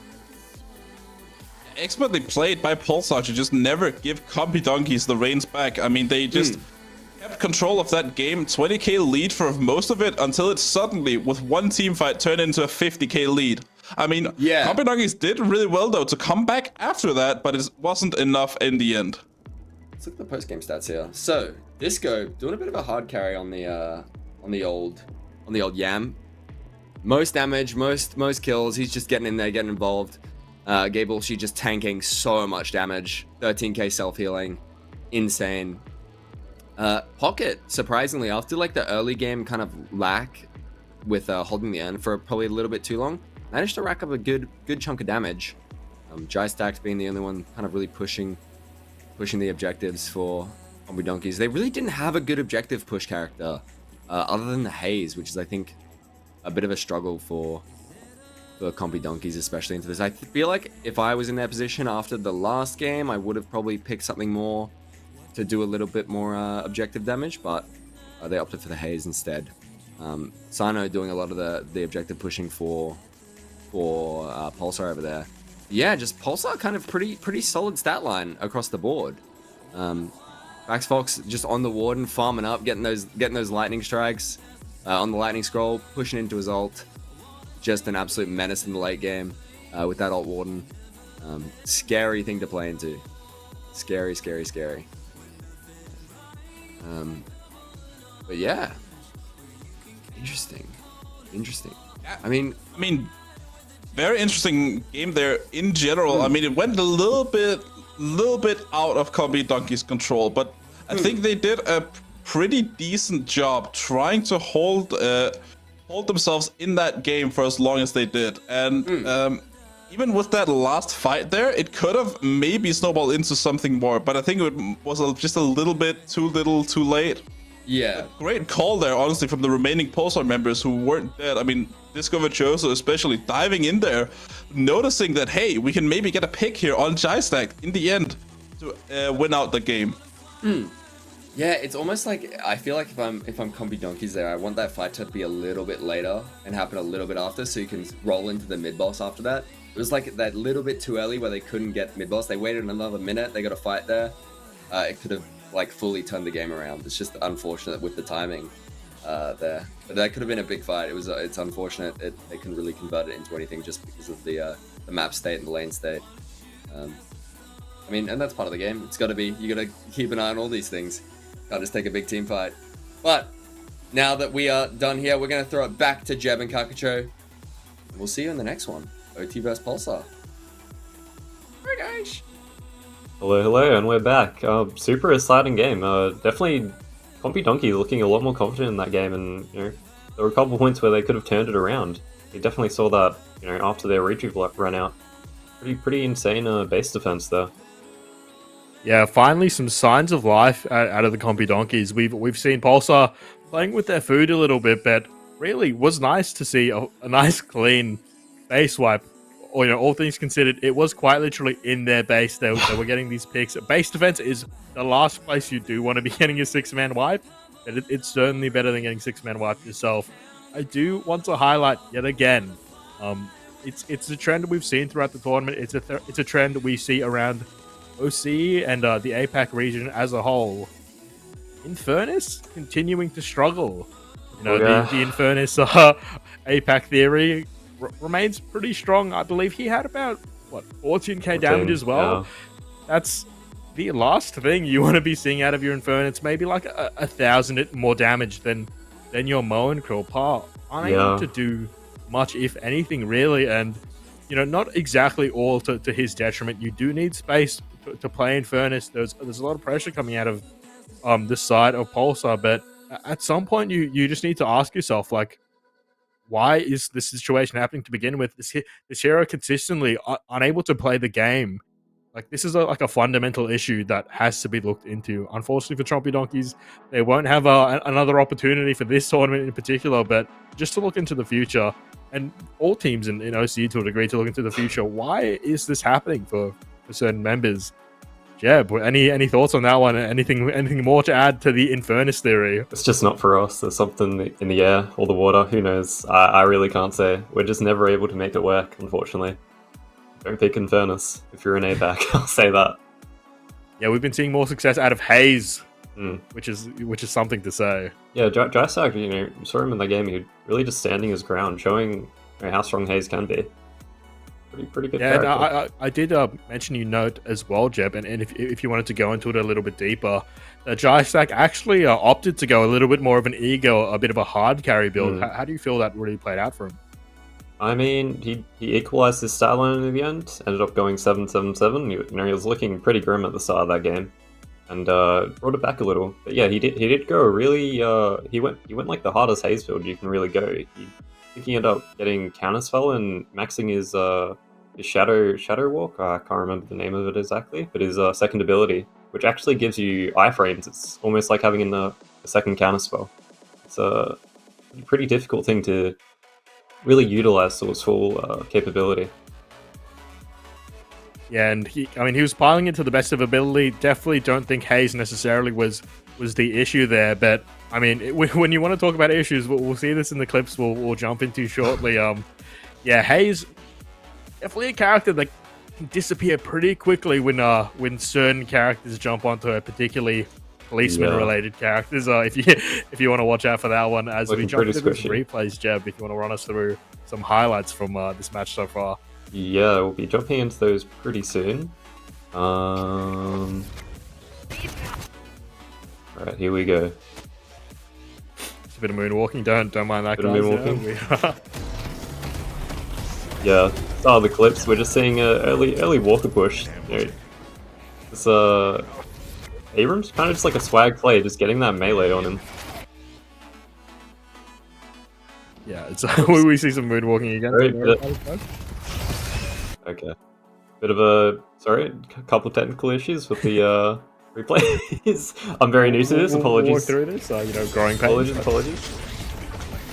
Yeah, just seeing the early picks in lane here. Let's go. I believe he manages to get the trade onto. Yeah, he gets a trade here, just showing his ability to have really clean movement. If we want to have a quick little run through that one again, just the wall bounce into the wall bounce. Luxar sort of getting styled on a little bit. Ultimately, pretty light melee. Pretty grim. Yeah, Luxar though. Yeah, here, honestly, an insane play. We see. Look at this. We'll go back and watch that. Luxar gets the lash out onto this doorman, and then manages. The doorman already has a door place and just walks back into his own spot. See, he just negates all of the actual displacement that the lash out provides. It's honestly a pretty fun and creative use of that character. So really happy we got to see that at least once this game. Just a cool little interaction that Just does bring to the walks table. back. Knocks it just sliding straight into him. And the Bebop actually walking through the door to follow. Just it's always nice to see these fun little things with Yeah. new mechanics introduced to the game. The potential here. We just see this pretty solid walk defense from the side of Happy Donkeys, but ends up not being enough. We see I think 2-man affliction, and then Larksa comes in with the ulti, but it ends up not being enough. But, at this point in the game, there is a sizable soul lead from the side of Compy Donkey, Pulsar, I mean. But just not enough in the end. But they are doing a good job equalizing at this point in the game. Managing to get that actual raid on the other walker. Yeah, showing a little bit of macro play coming out of the side of Compy Donkeys. But fortunately for them, not enough. I believe this is a little bit of a fiesta fight we might be watching in this next upcoming clip as well. Yeah. Honestly, I think we just see the value of the doorman here, or is this? I don't even know what's going on.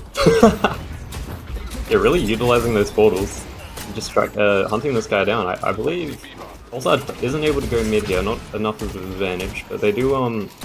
Did they take that mid walker here? Pretty convincing Definitely team fight straight win. into some things, and yeah, this was just a This is really just a hate crime. disgusting from I the mean- side of Compy Donkeys. Like, if you're Teru, you are stun locked for a while. Almost Yeah. getting away though. He does almost get away. He stalls out the best he can with that paradoxical swap, but it's really just Compy Donkeys being at this 15k disadvantage at this point of the game, really doing what they have to and finding that key pick. So really well played from them. Fortunately, doesn't go their way if we watch a bit further. Some As we some see bad things Paradox happen. just getting manhandled over and Yeah. over again in the replay.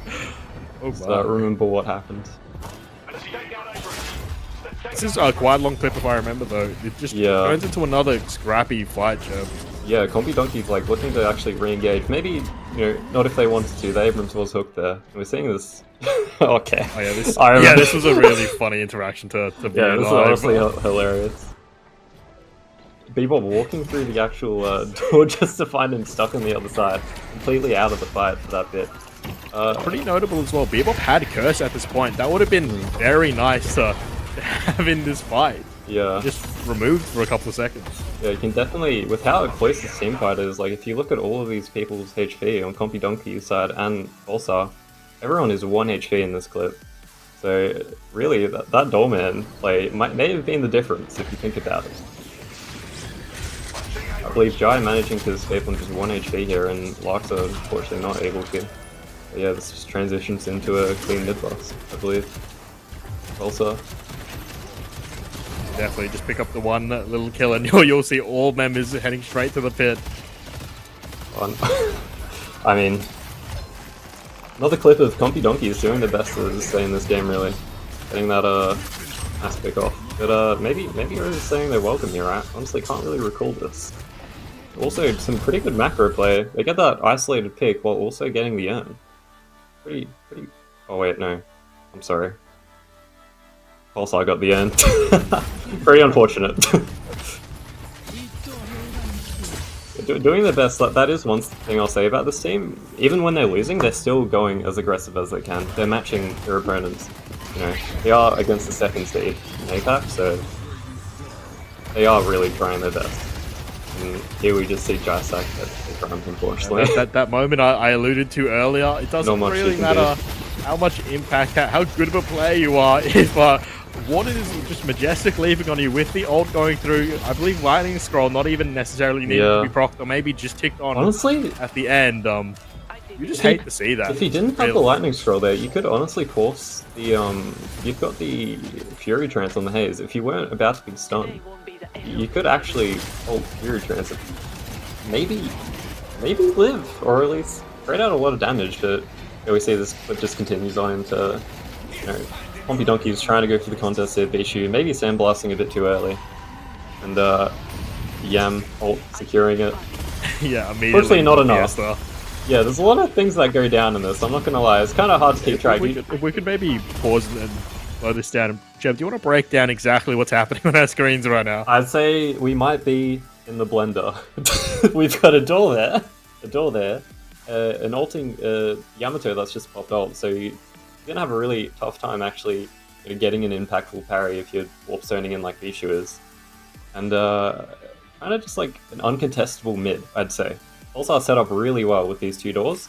You're gonna see in a second, the doorman's actually gonna send his card in and I believe catch the Melbourne Krill. Let that play out. Yeah, I feel Compy Donkey's doing the best he can. Yeah, we see the Melbourne Krill. He's getting pretty much just stunned. Not much you can do there. Yeah, I want to note as well that to start that off, Iwabushi catching 2 with the shoulder charge as well, denying the potential for a steal even more. It kind of, yeah, just almost feels like there's not a world where you get that. Maybe is it worth the risk to even go for? Yeah, super clean play. I mean, it's just such a. I was saying this in the draft that maybe I didn't have time to, but they have a super strong draft to actually just securing that mid boss.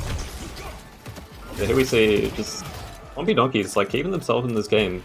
They are down so much, so maybe a little too late, but continuing to get isolated picks. Maybe looking for a bit too much as they continue to fight, and I mean, you're just down 40k. You've already popped all your ultis, killing one guy. Albeit it was, you know, probably the highest priority target in the game, being that warden. But not enough.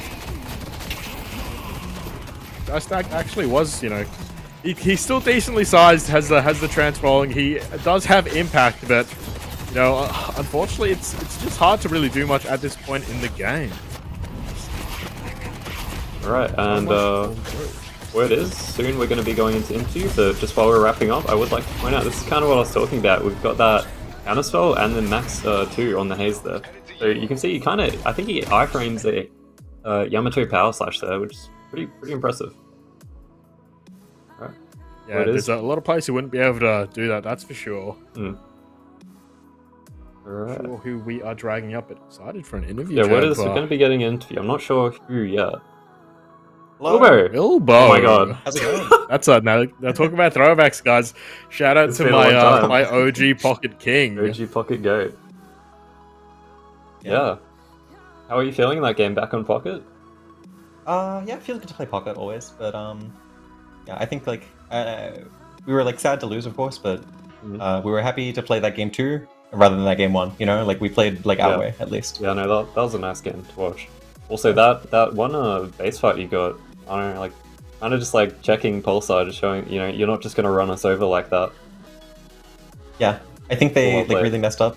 I think they thought that they were just gonna be able to we're gonna let them in pit, and then they're just gonna like win the fight there. Doesn't matter what happens. But we took the fight outside, and I think they weren't ready. Yeah, one of like probably the best thing about your team. You're always fighting. You're always trying to push some kind of advantage. Like We love the you're brawl. not afraid. You've all got the int gene. I'd say that. Yeah, I think that's yeah. Better or worse. But I do want to ask you, what was going through your head during that a little bit of a fiesta of a mid boss steal attempt? Because it was very full of action. A lot of parries coming through. Particularly, I want to know what the comms were like when someone got stolen through the doors and carded. Like that was in your mind. Like what's playing out in your head? What's playing out in the comms? Because that was a true case of fiesta in Deadlock. I think we felt that like if we gave the mid boss, we were like kind of screwed. So we're gonna fight this no matter what. So we just sent it, and I think like comms were chaotic. I think we're calling like the Mo was looking for the doorman because we wanted to stop him from carding. And I think after the Mo he got sent. I think comms were like actually like pretty. They were wild, but like I don't know. Nobody said much. I think we had 2 people parrying and then just like got sent. Yeah, into that Pulsar comp, like it looks like it's a really hard mid boss to actually contest.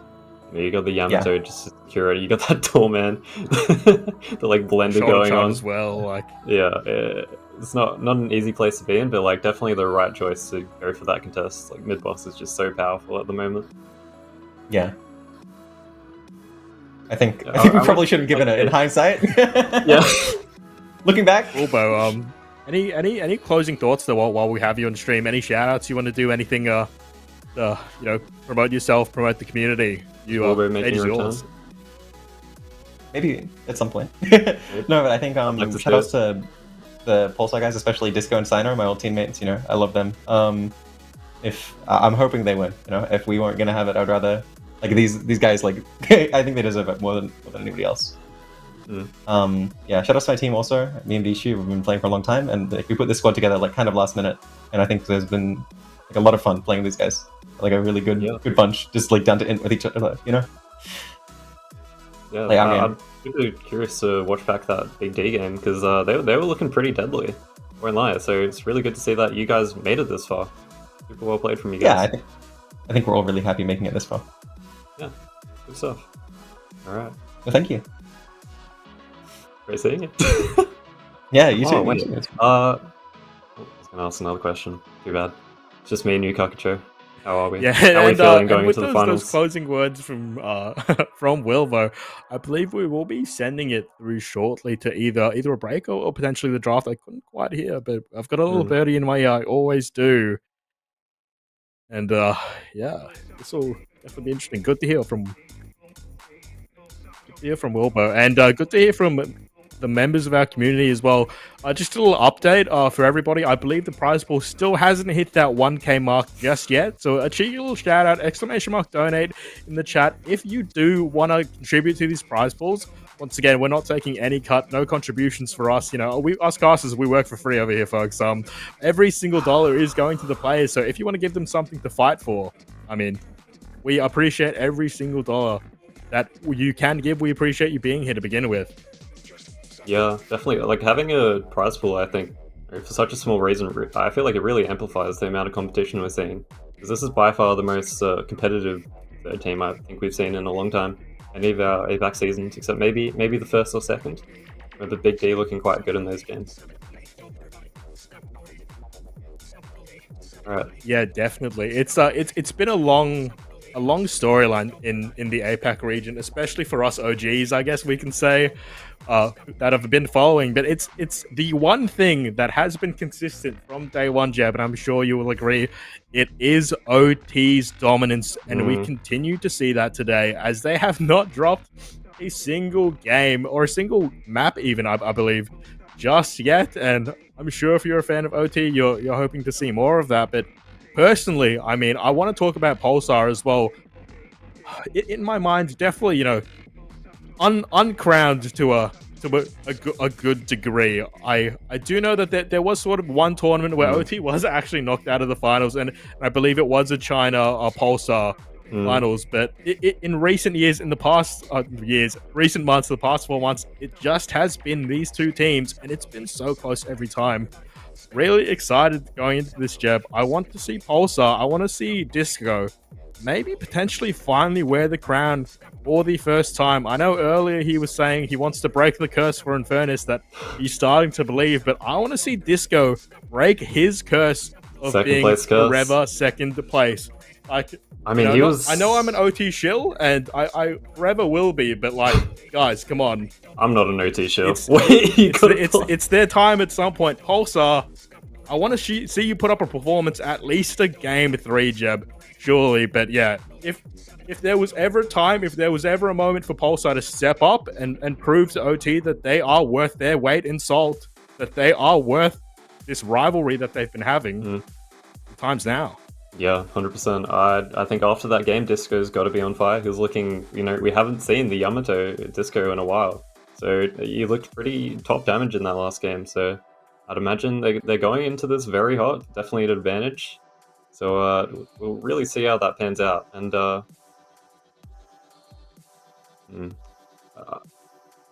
yeah. Anyway, while my co-caster has a little bit of a moment there, we'll be going to a short break, guys. Don't forget, stretch, get some water, do what you need to do, because we're coming into this next finals. You're not going to want to be anywhere else at your desk. We'll see you back shortly as we head to this short break. Do not go anywhere, folks.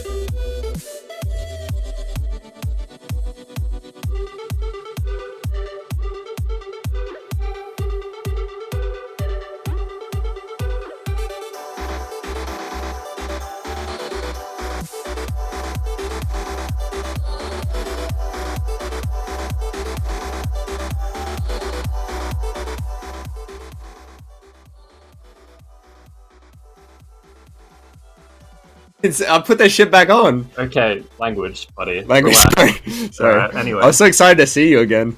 Let's be civilized here. Got my Adam poster up. We're Oh, not OT shields, okay? Honestly, I do hope Pulsar wins this, so I'm excited to see how this draft will look. this is my team. I'm literally contracted by OT to say they will win. You know what? What kind of dirt They does pay me Adam have on money. you, man? What kind Yeah, of that? dude. I love Adam. Big Adam fan. You look Anyway. like a sleazy, like, mafia boss right now. Anyway, How let's did this just- how did this game go last time? Because I was obviously on the B stream. I was watching The Pulsar OT game? yeah. First game looked super competitive. Mhm. Pulsar ended up getting the first mid. And then it kind of just like whoopside just ran over them. He kind of hit that breaking point on Ivy. They got the pick off on the Warden, and then they ended up getting that second mid and just ending the game off of it. Just Yeah. OP. Yeah. Yeah. Well, I've watched this matchup a few times over the last few weeks. Once or I've been twice. watching the OT scrims for the past Mhm. 6 weeks. I've seen this match quite a few times, and we are seeing some pretty like traditional bans that I've seen out of this. We see the ban of the Billy come out and the Abrams. Abrams is very strong in this current meta, so I'm not surprised. Both teams value this very high, so Yeah. they're definitely going to be banning both these characters. They both appreciate that brawl style. So Yeah, I'm just not banning out surprised. those super strong brawlers early Mm. games. Kind of has been what we're seeing all day. I'm honestly surprised we haven't seen Yamato getting picked as much. Yeah, that's what I was talking to Tempo a little bit afterwards. He was like, "Yeah, like we don't value Yam as much as EU and stuff." So, yeah, maybe we'll see that come out for OT. I mean, we got Auslander in there. We got the best Yam OCE. So, be True, surprised. true. OT do Right. pick up Paradox. You know, like I said, Inc values this pick very highly. They love Paradox. Nikus or Slack God on the para is an absolute menace to deal with. So, I'm not surprised by that pick coming out first. They love Yep. this character. We're seeing Meanwhile- Pulsar, get the Grey Talon here, and definitely we've been seeing them get banned the last few games. So their burst damage just has to be something that these teams are really respecting, and the Monkrill to follow it up. Monkrell, Bit of lockdown. front line, yeah, like Yeah. absolutely. That's Really that's what strong they front need. line, Doesn't strong leave lane. OT with a lot of front line though. Yeah, definitely they're going to be struggling to draft more tanky comps. So maybe that's why they're picking up this later Geist here. Mm. Kind of like a really good hybrid of like damage and tanky just absorb so much. Yeah. Constantly life stealing. You have to commit so much more resources than you would for any other carry to kill a Lady Geist. That's it. Yeah, for sure. And we see the Ivy come out for OT as well.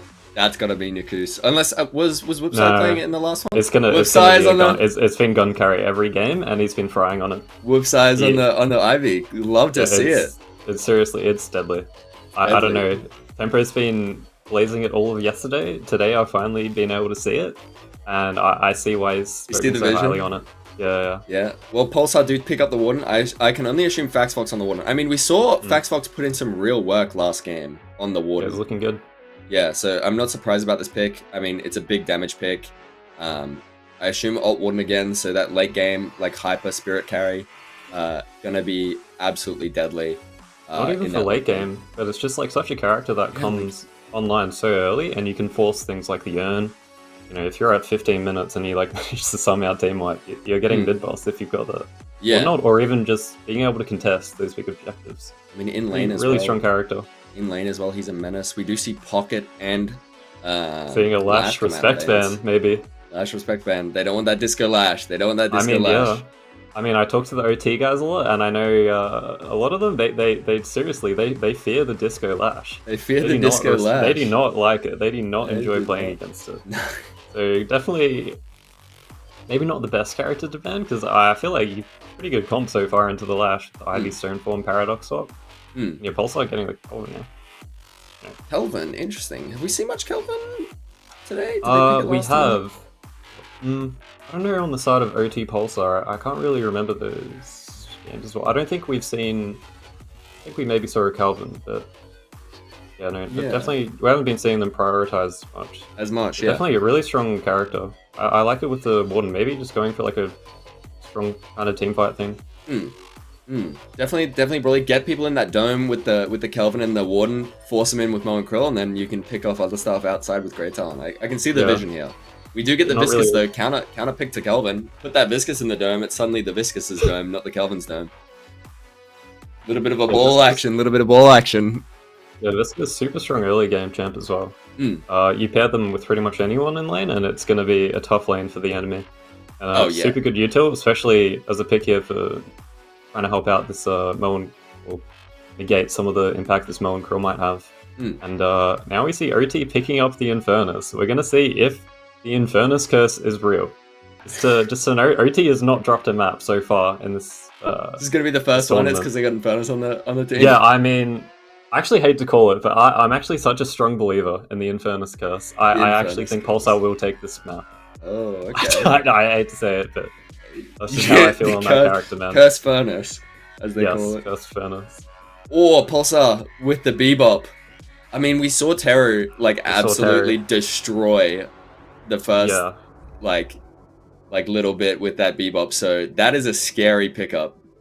Yeah, Terry's been looking deadly all this tournament, and even last game when it was I don't remember the name exactly, but Compy Donkeys when they were picking Bebop, he was Yeah. kind of the catalyst for them making that small Ashy comeback Cat. when they pushed that Ashy Cat, yeah, when they were pushing their base. So super strong character at the moment. Crazy pick coming out, by the way. That is a McGinnis. We see a McGinnis come out. McGinnis? Or is it? I think it's going to be a carry McGinnis, I think. We're going to see a gun McGinnis. I mean, I don't know how to feel about it. I mean, we haven't seen it yet. I've seen Pulsar run it before in scrims. Yeah. So I'd be curious. We have seen a one-time pick on McGinnis this entire tournament. And she does have a 100% win rate, so maybe write that down. Maybe Write that McGinnis down? is compy. I mean, this has got to be the game for it. OT's has got the gotta be. Infernus, useless character, according in the APAC region. If you look at the stats, I think they might have a 0% win rate. And yeah, also going for their last pick on the Calico. I know Adam kind of thinks they're I'd imagine it's going to be Adam on Calico. Yeah. It's kind of the underrated pick at the moment. Yeah, Adam loves Yeah, that just kind at of the set up ganks for it. You kind of free up the rest of your team to get a bit more free farm around the map, since you're able to just infiltrate the enemy's jungle boxes pretty Yeah, much. jungle boxes, backline. Yeah, it's a great character. Very undervalued, I think, in general. So good to see that come out.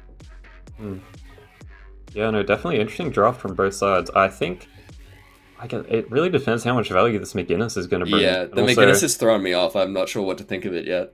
I think I have to Yeah. see it.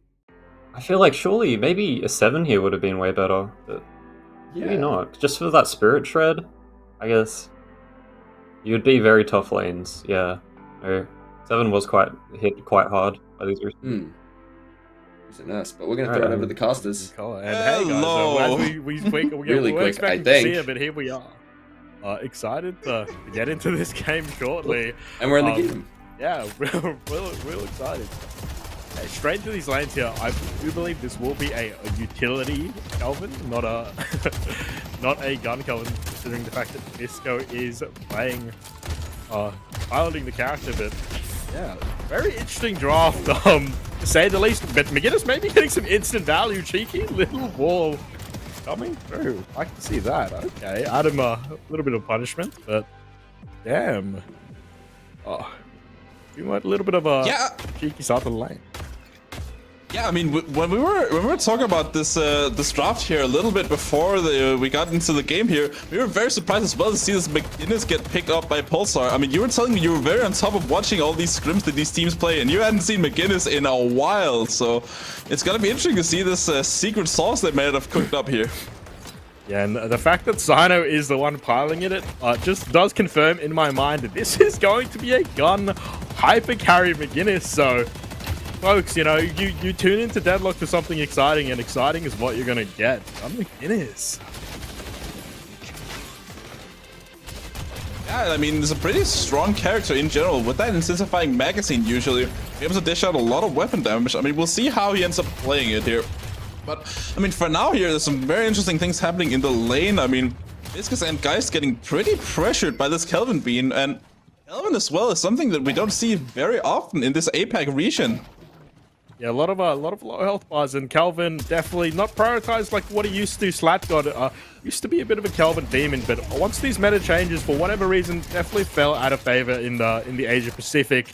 I don't really see why myself. I believe he brings a lot of value. I used to be a bit of a Kelvin one trick back in the day, so you know the potential that Dome brings to the table is just completely unreal. As I'm sure you would know, Tempo, as these lanes are very aggressive at the start of this game. A lot of chunks coming through, extra regen, bit of a standard buy, of course. I do want to point out Slatgod is actually the pilot of Paradox this time around. Kind of feeling a little bit of maybe a hero pool constraint on the side of OT. Always feels really good to have Nick Goose playing the Paradox, but obviously, for anyone familiar with APAC, he is a signature pick on this Viscous as well. But Slatgod, we call him the most flexible player in the region for a reason. Chuck him on anything, he's going to do a good job. Nice hook coming through as we swap the camera, though, actually. Teru, I mean, he's a demon with it. Yeah, I mean, we were talking about this a little bit in that last game. We were seeing Teru on that Bebop being an absolute demon in that game one. I mean, we were talking about me and Karitsu, him not even missing a single one. I mean, he was 3 for 3 in some fights. It was amazing to watch, and he's doing it once again in this grand finals matchup versus OT. Yeah, we did mention a little bit earlier, but there have been times in the past where OT, you know, game 3 of a series or whatever, they're just like, we're sick and tired of getting cooked, and they have respect banded in the past. Maybe a little bit harder these days with the additional heroes added to the pool, but I certainly wouldn't put it out of question. His Slack just barely slipping away. The damage fall off very in his favor as he just takes 2-4 damage hits there, but Iwabushi showing his prominence on this great talent. He loves the poke, and he's been playing it for a while. Yeah, I mean, very good start here for the lane. I mean, being able to pressure that Paradox out of the lane. Very strong character usually when it comes to the laning phase. So seeing the Paradox being pressured here is a pretty good sign if you're Pulsar here. Being able to take a little bit of an early game stance here against OT and say, hey, we're in here to fight, man. I do have an interesting question to pose to you, though, while, you know, the lanes are settling, then nothing too crazy is happening. What do you think truly about this McGinnis? Obviously, early game, you know, she'll bring her value as she does. Walls do, you know, bring some things to the table, but I think we've all experienced side lane McGinnis just absolutely going crazy in our pub games. What sort of playstyle are we expecting out of Sino this game coming through? I mean, if this was a typical EU game, I don't even know what type of McGinnis you would see get played, because it just doesn't get played. I mean, it's such a forgotten character in my region that I usually, you know, sit and play my games in. So, I mean, I'm not even really expecting anything coming out of this. I mean, if you're going for that gun McGinnis, I can kind of see the vision against this Ivy, maybe being able to be a pretty good 1v1 character with that, you know, scaling weapon damage. You can get off a lot of the good items that she wants to buy. Even maybe going for like an escalating resilience or something, you know, all those bullets. So I can definitely see the value, and that wall can do a lot, especially against characters like this Viscous and stuff. So I see the pick, but I think I would have gone for like a Mirage or something instead. Yeah, I see the vision, and I mean, also, maybe knowing that they do just have to swap something up. Iwabushi, a perfect little drone onto the likes of Fletcher of Auslander, will immediately get caught out. But Teru traded straight back. Inspo potentially, though. I mean, there's some low health bars on the side of OT, but I mean, we just saw Bird get utilized. They don't have to fear that one at least. Inspo does actually go down as we have a little bit of a camera flip. I would imagine another charge shot coming through. Gawabushi really showing his prowess on this Great Talon. Maybe I love that we keep coming back to this this McGinnis, because honestly, I've barely even remembered that she's gotten the visual update. This character has not been in my lobbies for a while, and I could not be more excited that it's in the grand finals of today. Gawabushi getting chipped down a good amount as well. Paradox will swap in 10 seconds. Unfortunately for Slackgod, will not have that tool in his belt just yet. But yeah, as the action picks up, so I mean, I think we're in for a good one here, Tempo. Certainly so. I mean, any game with a McGinnis in it is gonna be a good game. Whether it's gonna be, you know, gameplay-wise or just like theory crafting-wise, I mean, there's a lot of different aspects that this game can go down. And this McGinnis so far proving to be a pretty valuable pickup for Pulsar, as they're able to pressure this right side lane very much. But, I mean, Terror here as well gonna look for those hooks. I don't know if he hits one here, but, you know, he's gonna keep trying. Yeah, I mean, ultimately, that's all you can do, as we see a combo coming through on Monocle. Sino extremely low. Wall is able to be utilized. Nice little wall bounce, actually, to get the hell out of dodge. Is Maurice going to be abandoned? I mean, that character is basically 100 HP all the way until he's down to 0. Let's be real. But, yeah, Sino getting pressure. We'll have to base here as the speed boost. Not the biggest loss, but maybe showing some of the downsides of McGinnis, where you do just have the 2 stamina. You've got no additional resources really in your kit to give you that movement, as Disco does get pressured out even more, knowing that his lane partner is nowhere to be seen. OT choosing to put the pressure and not letting potentially Pulsar just play out their game plan. I have to imagine though, like, do you think you know, Pulsar, maybe their coaches have time to cook up this McGinnis while we had some time between the last OT series? I mean, maybe so, but I gotta imagine it's something that they feel confident on, because otherwise you wouldn't be pulling it out in the grand finals against a team that just 2-0'd you a couple hours earlier. Yeah, certainly. 8 minutes ticking through as well. I'm sure we'll be seeing some focus towards these Sinner sacrifices. If you are, you know, a prominent Deathy viewer, I'm sure you've watched his tutorials and know how important those objectives are, folks, as we swing around the map, and we do, of course, see them getting picked up. I'm excited for this 10-minute mark. We always love to see, you know, this early game rune pickup definitely brings a bit of action. These early game earn pickups. What are you expecting to see out of these fights coming through? Anything notable you're spotting so far, Tempo? I mean, I like that both teams are getting very aggressive here. There's a lot of poke going around in both lanes, and this left side tower gonna go down here for OT. I mean, Pulsar are gonna have a little bit of an advantage. They can now look pretty freely for this buff here on the left side and have at least the initial control. Definitely a little bit of a skirmish coming through there, but neither character is willing to overcommit. Disco getting a little low, not willing to just do a raw combo out of nowhere, as Nakusa is kind of Batman onto this this tier 2 camp. You love to see the roof play that happens in Deadlock. A very unique thing to the game, in all honesty. Kind of getting pressured out as he does, and 30 seconds away from these spawns. I'm willing to see some posturing out of the teams potentially, or I mean, we do see a pretty significant shoving coming through on this side wave, as I mean, Call to Sacrifice is an insane item, and maybe, you know, Pulsar are just hoping to scale this McGinnis as hard as physically possible. I'm not too mad at it. Kind of like a discount Ivy to some degree. Yeah, I could actually imagine that's kind of the way they're trying to play this, with that maybe, you know, Tesla bullets, bullet resist shredder that I've been going on about all day. I think it could work as well on the beginners, because you have that natural, you know, high DPS turret that just gives you that little bit of spirit damage to proc that bullet resist shredder for you. And the items on the stats on an item are insane, so perhaps that's how they want to use this Guinness. Oh, I'm so afraid for Inspo. I see Terror on his screen, and I just assumed the big hook was going to come through. Fortunately for Inspo, that was not the case, but Bisco does have control of the urn, will be rotating straight through mid, it looks like, so potentially looking for a deposit here, not exactly just looking for macro play. It is nice and early, and I believe he does have the frozen dome as well to play with and to work with around here, potentially dropping it off to a teammate if the swords. But Terror hits nice hook. The combustion will come through, but you're straight under that guardian. You're not feeling great about it, but Terror actually being the one to be punished. There are multiple members of the side of OT there to support, and immediately will get dropped for himself. Inspo happy to walk away from that. Maybe a little glad he got picked up. I'm not too confused, but we got a little buddy in his spa for today. Nikus pressuring the tower, but choosing to get the hell out of dodge.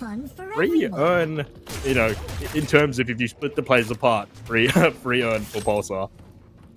I mean, Terror here on that bebop, even if you can hit these guard hooks very consistently, it's not always that you actually want to hit those guard hooks. I mean, sometimes it actually goes against you, and we saw that with Inspo here, doing a pretty good job of just getting Terror punished. Getting that flame dash out from underneath his feet and gonna go down for it, Terror. Big mistake here coming out from him, but in this side lane here, we're gonna see a big fight now coming up here. Definitely swap already utilized. Shadow into the shadows already utilized for Adam as well. Nobody dead just yet. Everybody's still actually quite relatively healthy. Disco maybe a little bit in no man's land. If he will get caught out, we'll have to see. Bounce comes through, but some movement. I mean, this guy just schmoves. I mean, just I'll tell you right now, you put 9 out of 10 other players in that situation, and they're not coming out of that alive. Disco showing that his movement practice has some value to it, certainly, as we see time and time again. Adam's just gonna have to walk away. In his mind, that was certainly a free pick. Paradoxical swap not available yet either for Slack, but as this Guardian goes down, OT continuing to bring out the pressure. Cheeky little dome as well. Oops, I mean, we could just watch this guy there. Everyone's going to be getting pulled. Hits. Oh my god! He's just disgusting with it. Nikus, I believe if he had the tube, he would have already used it by now. Another kill secured by the man himself. I believe Viscos did drop in a side wave, so fortunately for Pulsar, a trade ultimately, but I mean, the more you invest into this bebop, he's only going to reinvest more and more dividends into your team onto the side of Pulsar. We're 12 minutes into the game, and it feels like a terrible highlight reel already. I mean, how do you play against a guy that can hit every hook on command? I mean, what are you going to do here? You have to kill him like Inspo did. But like, it's gonna be so hard to do that consistently throughout the game every time he hooks you. I mean, and he is going to hook you. But Calico now as well, gonna try a little bit of a different strategy. Just gonna dive into people herself, going onto this Guinness. GT as well, gonna try to pressure her a little bit, but managing to get out of trouble here as they're turning the fight a little bit too close to that Calico. Yeah, I'm really glad Adam turned around there, because that was looking like potentially an unnecessary feed from the man himself. Choosing to play it smart, you know, you love to see it. And just, you know, while things are settled down for a little bit, Tempo, if you would like to highlight and maybe explain to any players who maybe weren't super aware, why does this Call to Sacrifice have so much value in the current meta? I mean, Call to Sacrifice is just such a strong item because of how teams are playing the game right now. It's very counter-jungly once you have that lead. And with a recent update, I think it was like a month ago or something, they did buff the camp values to be 25% higher. And because of that, if you do like the 150% bonus souls on that cultist on tier 3 camp, you're suddenly getting a spike of 800 souls out of nowhere. And speaking of souls getting swapped around, a couple of trades here as we do watch the boys have a nice little scramble on the left side of the map. Ultimately a trade. Visco really struggling to live throughout these fights. I believe he does keep falling again and again, maybe showing a little bit of OC of the APAC region's inexperience with Kelvin in the current meta. Just continuing to fall, and I mean, you do want your Kelvin to be relatively tanky and present on the map, and unfortunately that just has not been the case with Pulsar. I mean, it's super hard to play against this OT lineup. Very, you know, very relaxed in how they play the game, and they're very consistent with how they play the game. Pulsar here needing to rely a little more on that chaos, as we did see in their losers round finals against the Compy Donkeys. But now they're seemingly trying to play a little bit more of that relaxed style, if they're able to. OT giving them a bit of a run for their money though, and it's a very even game so far. Yeah, both teams definitely just farming efficiently and trading objectives. That is what we want to be seeing out of the regions 1 and 2. Nothing too crazy so far. I do want to highlight, though, that Faxfox is getting reasonably big here. We'll be hitting some power spikes shortly. And, I mean, Last Stand, it just became available with this Urn fight coming up and the Warden already postured. I think it's go time, potentially, depending on how the boys of OT want to play this Urn. Gonna hold on to it for now, and this is something we did see a lot today and yesterday. I mean, you guys in the APAC region really do like to just hold on to those urns and never deposit them. Not gonna try to do any big team fight. Just like Fletch here, I mean, just gonna try to hold on to his life and not gonna be able to do so. Faxfox using that last stand. Coming back to that urn play, is there any reason why? Definitely some big value coming through there. Xbox, I believe we saw him just before ripping and tearing through OT. I don't know how to really highlight that any better. And speaking of highlighting, I mean, this has all happened to us folks in our regular matchmaking games. Bino has decided to pick a lane and has walked down it until the walker dies. You know, typical McGinnis pub tactics, but I mean, if it works on the big stage, it works on the big stage. That's a nice cheeky little flex slot, cheeky little walker brought down only 15 minutes into the game. Nothing to be too mad at. And did you see what I saw there as well on the Guinness? Doing the discount Ivy strat indeed. Going for that Tesla bullets, that Pulsar sacrifice, and that bullet resist shredder. All the core items that make that Ivy build so good.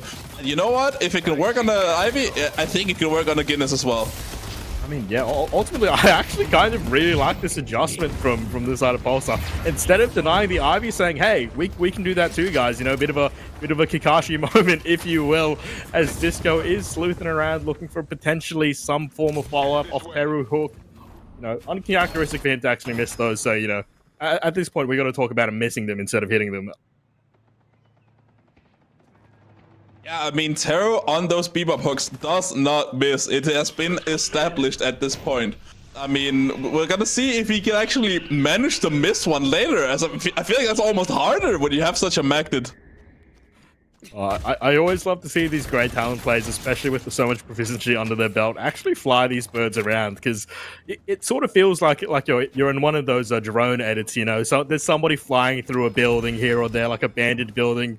It's just great to see, because I mean, I'll tell you right now, Tempo, if that was me on Great Talent, I would have hit the first wall that I saw. I see a whole lot of goo. You and me both, brother. You and me both. But it's nice to see someone actually being able to play this Great Talent to a pretty high level. I mean, Great Talent is such a strong character. If you can manage to hit those birds and get that global map presence off of them, I mean, you can even use it not even for the stacking kill value with the spirit power. You can even use it just to clear waves and stuff to give your team a little bit more room to breathe. Taro, we talked about it once again. These hooks, I mean, he does not miss, even if he's stuck inside the stairs after that combo.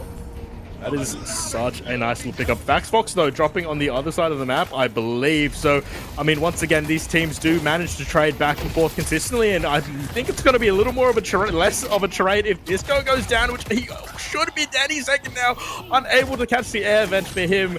Favorable on the side of OT, and Nagoose and Ozlander pressuring this side lane walker as well. Adam, he's got plenty of action on his belt.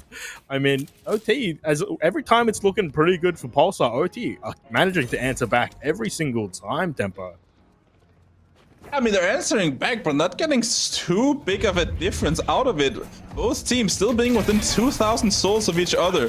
But is Kelvin now going to try to change that? Pressuring Adam here on this Sinners, being one of the higher soul count sources. I mean, you definitely want those Sinners in the current meta. I think if that carbine hit, that was 100% a paradoxical swap coming through. Fortunately for him, it doesn't. And Teru, I'm just assuming he hit that hook, because that's what he does. This cheeky, like, all of this fighting for high ground is so fun to see. Like, these vantage points are so important, especially when we get to this level of deadlock. The rune spawning any second to now. Disco will be defending that with his life combo is available as he hands that off to his warden, I presume. Yep, there we go. A lot of members now from Pulsar having control of that fight, and they're gonna go for this earned turn-in maybe. They're just gonna hold on to it. I mean, I know the APAC region pretty well at this point, having watched a lot of games recently, and the chance he actually gets to turn that in are very slim. But, I mean, OT gonna respond with a little bit of a counter push here on the Walker instead of going for that Urn, and Sino in a lot of trouble here. Discount Ivy being taken down by actual Ivy. I mean, just showing complete dominance. Capacitor now being used as well on this Bebop, and can he get out? No stone form though, and there is a warden just absolutely jumping into your face. Not too much to be done. Ultimately, the hyper carries are traded, but you know what else was not traded? That walker does go down as well. Very favorable on the side of OT as they continue to run it down. Disco beautifully getting stunned out with the goo ball from his dive. And I mean, OT's in a somewhat commanding position, able to get a lot of map pressure here as well. Earn turn-in available after this Walker, I would assume, is their game plan. But Dome to delay things, maybe swap things up. Disco has something to say about this Walker going down. They will back off. Back off here, play that urn that Pulsar generously offered them. With Sire going down earlier on, Disco Virtuoso now being the latest person to get boxed here. And OT, I believe, just gonna set up for this urn play. I do want to make note as well, I saw that in the corner of my eye, that Nikus, his next fight will be that fan strike. And if you guys haven't experienced Nikus on the goo ball before, he is an absolute menace. I'm excited to see how this next team fight plays out, and it's going to be a thing of note to see if he grabs that before this next fight does go through, which might be, you know, is going to be notable that I do believe he won't have that, as he has been the urn carrier this whole time. Not sure if he had time to shop. I see Viscous. Not time to shop yet, but Pulsar here gotta be in a very good position to counter this urn. But Taro here finding himself in a little bit of trouble against SlatGod, but SlatGod instead finding himself in between a rock and a hard place. 5 people converging onto his position. And Nico's with that urn gonna have to back off of it for now. I imagine if that was almost a little bit of a set play bait coming out of the side of Pulsar, because Terra walked in there with such confidence, immediately got turned on, but ultimately it was every member of Pulsar ready to immediately follow up on that teammate where, I mean, SlatGod left high and dry. Ultimately, Nikus, I did see him base, so he definitely does have the Phantom Strike now, but still the urn carrier walking towards, and Teru, he just finds himself in exactly where he needs to. Last word, coming through as well. This is just a rip and tear. SlatGod still, remember, he is still down from the previous fight. Nikus drops as well, and I was really looking for him to be an impact player in this game, man. Teru snipes fire out of the sky. He's disgusting with the scopes. You have to stop this guy from playing. A nice swap through will finally shut down the robot, but all said and done, he's done his job. As Visco does the best that he can. I mean, Dome already utilized. You've kind of done all of you can on Kelvin, making things last a little bit longer than they need to.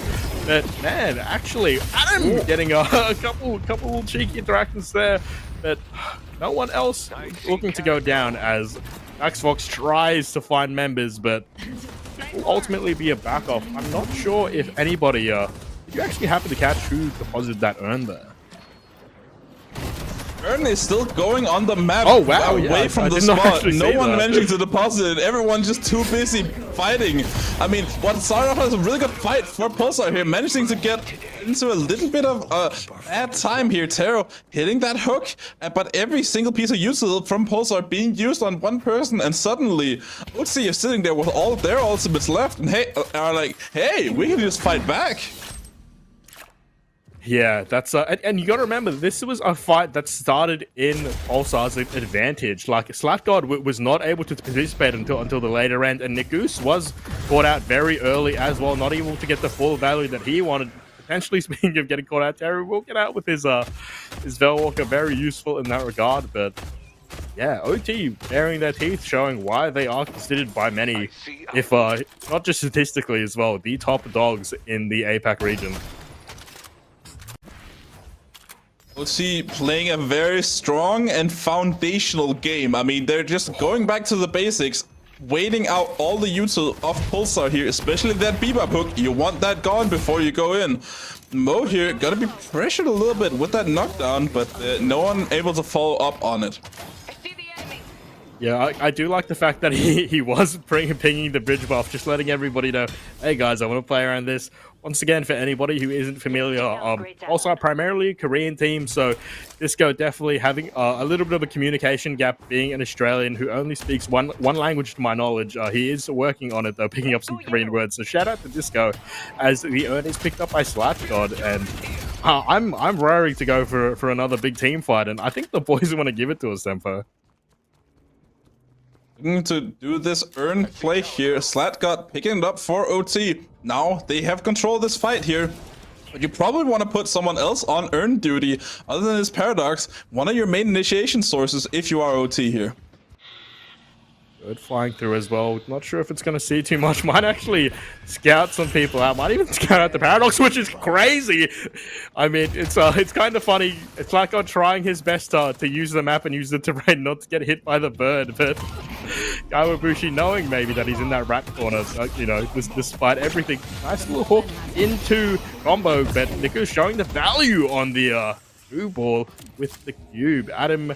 The wall isn't going to be enough to keep him steady. The Pulsar looking to see what they can get, but OT answering very successfully to shut them down. Yeah, and if teamfight develops now, it's gonna be very hard for Pulsar to do anything. Your main pick agent, pick character, I should say, Disco Virtuoso on that Moan Krill, being without his pick potential, that combo down. So Calico now actually getting pressured. Never mind, I guess, Pulsar seeming to have all the answers. If Adam can go down here, this is looking really good for Pulsar, even if Disco is looking pretty low. Yeah, cheeky two-piece actually, and at this point in the game, there's a lot of objectives that can be taken off this. Depending on how the team fight goes, I want to see a team jump into this mid-boss pit. Being used something of a reset, and I kind of like it. Get those health bars rolling. You already have a slight player advantage. It's go time, folks. It happened. Terrell missed the hook. Put it in the history books. I mean, yeah, at this point, it's highlight worthy. I was expecting much more of a bloodbath there, Tempo. I'll be real with you. Yeah, I mean, that Kelvin Dome really just shutting down the fight here, making sure that Pulsar are able to push off the remaining members of OT, but still, throughout that fight, OT still holding on to that lead, not losing too much for losing 2 players there. Yeah, in my mind, I feel like Pulsar wanted to fight in that scenario. Oh, yeah, I mean, yeah, just production just reminding us how good this guy is while we josh him around a little bit, dying ultimately, but you know. Yeah, I do just want to highlight though that definitely I felt like that was go time for Pulsar. They were up. It was a good opportunity that maybe they didn't have to hold that dome for so long if they did want to potentially add a reset. Is that maybe a misplay in your mind? I mean, I feel like her holding on to Urn for this long is always going to be a little bit of a misplay. I mean, if you're watching an EU game, most teams will not be holding on to the Urn for holding on to the Urn. You're likely going to see a lot of split plays happen. But apparently here in the APAC region, you guys just value the general team fight a lot more. Yeah, we can definitely say we're brawly down here. I'll give you that as a guarantee. We have seen, but you know, it makes for good deadlock and definitely a good spectating experience. So not too mad about it. As we see continuing the map finally evening out a little bit, notably on the side of OT, still 2 walkers to 1. It won't matter too much, but once we do start getting deeper into enemy territory, you know, it will affect the macro decisions Pulsar have to make. And you always gotta love just seeing Ava walk around with the huge bags. For anyone who doesn't know, typically at this level of play, you do just see the Ava running around farming boxes as much as possible, and it just does give your team a pretty meaningful solo advantage, being able to let, you know, your hyper carries farm camps, for example, while Ava really efficiently farms the map for boxes. Yeah, a really strong ability here, being able to have that movement speed and not be seen on the minimap either. I mean, it's such a good way of rotating, and this Calico is just gonna be in every fight, no matter where they happen. Even gonna look to start one right now, it seems, as both teams are setting up for this buff here. 20 seconds until it spawns. Yeah, getting real brawly before the objective even spawns. They're just fighting for the space at this point. Disco extremely low. Orb does come through to give him a little bit of space to work with. He actually is living through quite a lot. Airdrop comes down as well, and Hyper Beam just ripping through so many low health bars. Disco on 1 HP, Slack on 1 HP, and the Goose is in the ball, so uses Cube, but Maxfox drops. Disco is on the other side of the map, no longer participating. Sino gets caught out as well, and a little bit of a disjointed fight from Pulsar there in my mind.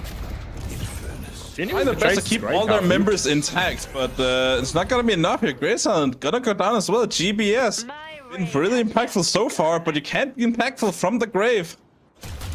Yeah, finally going back to pick up the objectives they were fighting for to begin with. Actually, it's a little funny to see just the lone little casting room just chilling on the right side. Nobody wants to get it just yet, as everybody jumps straight into that mid boss. I mean, it's looking a little dire for Pulsar at this point. I mean, how are you feeling, Tempo? This is quite the spot to be in if you are a Pulsar fan. I mean, Pulsar were doing really well in that early game, but we're seeing it once again. I mean, when we saw Pulsar and OT match up earlier on today, Pulsar were losing out in this late to mid to late game, and it's happening a little bit again here. OT just being super organized, not giving them a chance to come back. Yeah, definitely looking rough. A second capacitor, I believe, picked up on the side of OT as well. Now one on Inspo. So, ooh, nice little save, actually. Eru caught slightly in no man's land, just continuing to get tossed around. But fortunately for him, he does have the ginger man protecting him with everything that he's got. Eru the ones to feel that displacement there. For once, I mean, usually being the one to give out the displacement with those incredible hooks, but Slatgod showing you that his paradox is something to rival the Terror Bebop. I believe this will be a easy patron down to the side of OT, or at least, you know, the Shrines of Desire being a little bit too deep, perhaps, will get punished. Hyper Beam absolutely tearing through. Pulsar successfully stop a patron drop, and I want them to hard chase and look for more, but actually it is the side of Pulsar ultimately going down. Faxbox down first is not what you want to see. It's a crazy hook, but maybe a little too late. Bit of a parry trade respect there. So you love to see it. But man, Pulsar, it was their chance to maybe try and re-engage, get something there, but counter engage or straight back. A little bit of disrespect, actually, out of Ozlander. He has no reason to necessarily go for that, and I mean, just barely he won't get punished for it. But yeah, you gotta believe that's some disrespect, surely. Instantly patron down, and folks, first game, best of 3. I liked the source with with the McGinnis pick, but ultimately OT looking commanding after about the 20-minute mark in that game tempo. I mean, that was such an impressive performance from OT there in the end. I mean, they're just playing off their small advantages and once again just snowballing them into big fights, and you can really see the effects of that Ivy. I mean, look at those stats. 34k player damage, 15k objective damage. What does this character not do? Even like shout out to Adam as well. Like everybody across the side of OT has their stats up. That they were being quite brawly together, and it shows in the stats. It's very rare for OT to be taking these solo fights or even these necessarily like 2v2 fights so much in the mid game. I do want to highlight their rotations. They're really on top of always taking favorable fights, and when they do take these fights that necessarily aren't so favorable, they do, like, you can see them sort of be a little bit less comfortable with it, but at the same time, I mean, they're OT. They're happy to fight in any scenario. Yeah, I want to highlight a little bit as well here. Pulsar's decision to go for that McGinnis, I mean, not really paying off too much in this game. You don't really see the same level of stats as you did on the other side, even going for a very similar build. So perhaps you gotta rethink that one for this next game coming up. Maybe not go that experimental with it. Yeah, I'm sure the boys on the desk will break it down a bit more, but so much of what the value that Ivy brings is her stone form, is her mobility, and obviously McGinnis is not known for her mobility. I mean, the Guinness mobility not being that strong in general, but looks like we're gonna head over to the desk now for some analysis of how that went down. Coming right now.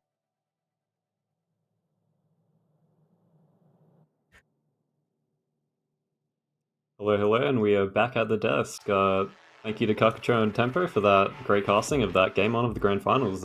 Really exciting game. We saw OT kind of changing it up with that draft, going for that McGinnis, but not really paying off at the end. Pulsar changing up the draft. OT pretty standard draft from what I've seen from them. Yeah, no, pretty standard stuff.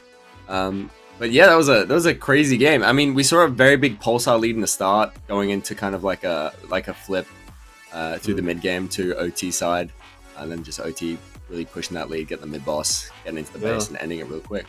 I'd say that's just something we see really often from OT. Just the mid game macro is just super strong. I believe they were able to get. They had a walk taken pretty early, but they were able to bounce back from that solo lead pretty easily and really just win the fights that actually mattered in the end. Yeah. We're going to go into the clip real quick, just with that McGinnis, just a bit unsung hero. not really getting any KP in this early game, but they ended up just getting this Walker super early, and not super early, but opening up the map at the very least and creating an advantage that Pulsar could have used to springboard themselves. Holding off that Walker with that wall there. Yeah. Stopping it, letting the team get re-engaged, and then leading to Whoopsire's downfall here as he's forced behind the Walker. 3 people around him. Inspo not there to quite help that, you know, that Warden ult coming out. But, you know, they do delay quite a bit. Then Pulsar manages to get off that, OT manages to get that Walker off, which is pretty good there. Fantastic. I mean, he took, with the McGinnis, they took that Walker, I think, at like 15-ish minutes, maybe even earlier. So, I mean, it had a good early game, but I feel like that just didn't play off into the late game. Yeah, I feel like the main difference between them is just like McGinnis' actual ability to get active. Unless you're pushing into her, you can't chase someone down as McGinnis as you can with Ivy. You're a two-stam base. They're like one of the bucket 3 characters, I think. It's just a really difficult time to actually chase down, and you've got an Ivy flight for those quick rotates. It's just kind of, you know, it's a poor man's Ivy, I'd say. Now, I believe you have some clips that you want to show off, Jeb. Yes, I won't lie, it's a bit of a terror. It's a bit of a terror highlight. Yeah, it's a bit of a terror highlight reel. Bit of a terror highlight reel. I mean, yeah, despite losing the game, we are going to go to a bird clip, just kind of showing Pulsar's proficiency and like how it's actually quite difficult to play this matchup as a guys if there is a DT in the game. These are some of those lane hooks. This like early game hook, like almost puts like this lane in like sold to like Pulsar, but unfortunately the Infernus ult just did come out. But this one, absolutely disgusting there. Ku's just not allowed to play the game, no cube. I mean, let's see that again real quick. Oh. I mean, he thinks he's getting out. He thinks it's rewind time, guys. I'm sorry. He thinks he's getting out. Joke's on him. Terry's here. He's back in. Terry's here. Yeah, he gets the bottle punch and everything to get himself out, but Terry's just able to catch him. Yeah. Another actual perfect setup here from OT, I'm not gonna lie. You see this Infernus pop that perfect spacing from Terry? At least the bird comes in and they just set up for this chain stun with the bird and no one kill grab. It's absolutely hate priming on this inspo here. Like none of those stuns are really overlapping, they're just like perfectly lining up. It was like a beauty. It was just chain CC. Cinema, I'll say it, cinema. It was really well played, like showing why Pulsar is one of the premier teams in this region, really. It's like unparalleled communication, and I'd say they're probably the team I'd say is the best when GT is in meta. Because you saw in our first clip, they're just getting that early game. Yeah, he is a menace on the GT. Like, watching through that game, there's so many times where it's like bang, bang, bang. Like those arrows are flying off, like 1,000 damage headshots, and he's just back, like lining them up. Yeah, it was it was a menace. Nothing compared to Terry there. Very scary. Yeah, we are going to go to some more clips. Back to Paradox. See how that. When the Paradox is in there, he's trying to stop the zone. Yeah, honestly, I think here. You know, OT's thinking they're going to contest this, but they see how many are on the map, and you see like kind of like the bad position that you know, they were kind of forced into, and they just called to back off here. And unfortunately, OT just getting picked off. Slash just gets picked off on his own. But yeah, pretty. Want to go to a next clip? Yeah. We'll keep going. I think there's another terror clip in here shortly. I think it's half terror. On the Ivy. Oh, is it here? Is this a hate crime again? Oh, okay. I mean, yeah, he's just in the back line. Like he prevents this. Oh no, this is it. Oh yeah. We see the Ivy flight come out in the dome, ready to go. Ivy flight. He holds this. He knows it's coming. He holds it. Yeah. He knows he's gonna hit that. Like, he's just got that confidence. Unfortunately, despite this like really good engage. And getting the pick on that on Nikus. I'm not sure where that happened on the map. They end up losing this fight. Yeah, they're just OT's counter engage is just too good, I think. Yeah. They're ready to jump in there. They've used a bunch of cooldowns. They've already used that Calvin ult to sustain themselves and to trap that Ivy, so they've no longer got that resource, and they're just able to walk it in. Pretty, Just the movement from Adam here. Baxfox nice movement. Trying to abuse the warden bug, the known warden bug. Is he shaking? Shaky cam? The hood tech. Gotcha, the hood tech. shaking Right, the right. screen to get a little bit further. I but think it- unfortunately doesn't quite find him. Gonna be rolling on to the next Terry highlight clip. I'm afraid it's just You're it's just him. you're a big fan, buddy. Dude, it's too much fun. Oh yeah, I yes, believe- yes. This is yeah. I remember this clip. This is Right. the crazy clip into the crazy swap from Fletch into I another mean- hook. Yeah, we'll be rolling this clip shortly. I believe this Gets is in. unfortunately 50k down at this point. Looking quite hopeless, could but be- you know, Terry look going at for that. the hook on the guys, getting it. You still got 3 rejuves, unfortunately, or 2, I believe. Really doing his best to like hold on to this game, but there's just not much you can do. Well, So Fletch honestly, took just- this personally. Yeah, He said, Fletch was not happy. Fletch was I don't not know what happy. he was thinking there. but Jumps up, swaps the jumps Great Talon up, in so- base, and gets sent back into the base as well. Honestly, if Pulsar had a few members up, this would have been Yeah. such a fun way to maybe come back into the game, but unfortunately, it's just too little too late. I don't know, I honestly, just Terry was just so much fun to watch that game. I'm not gonna lie. It's just a movie. It's just a It is. movie. Every time the camera's on him, I'm sitting up in my chair.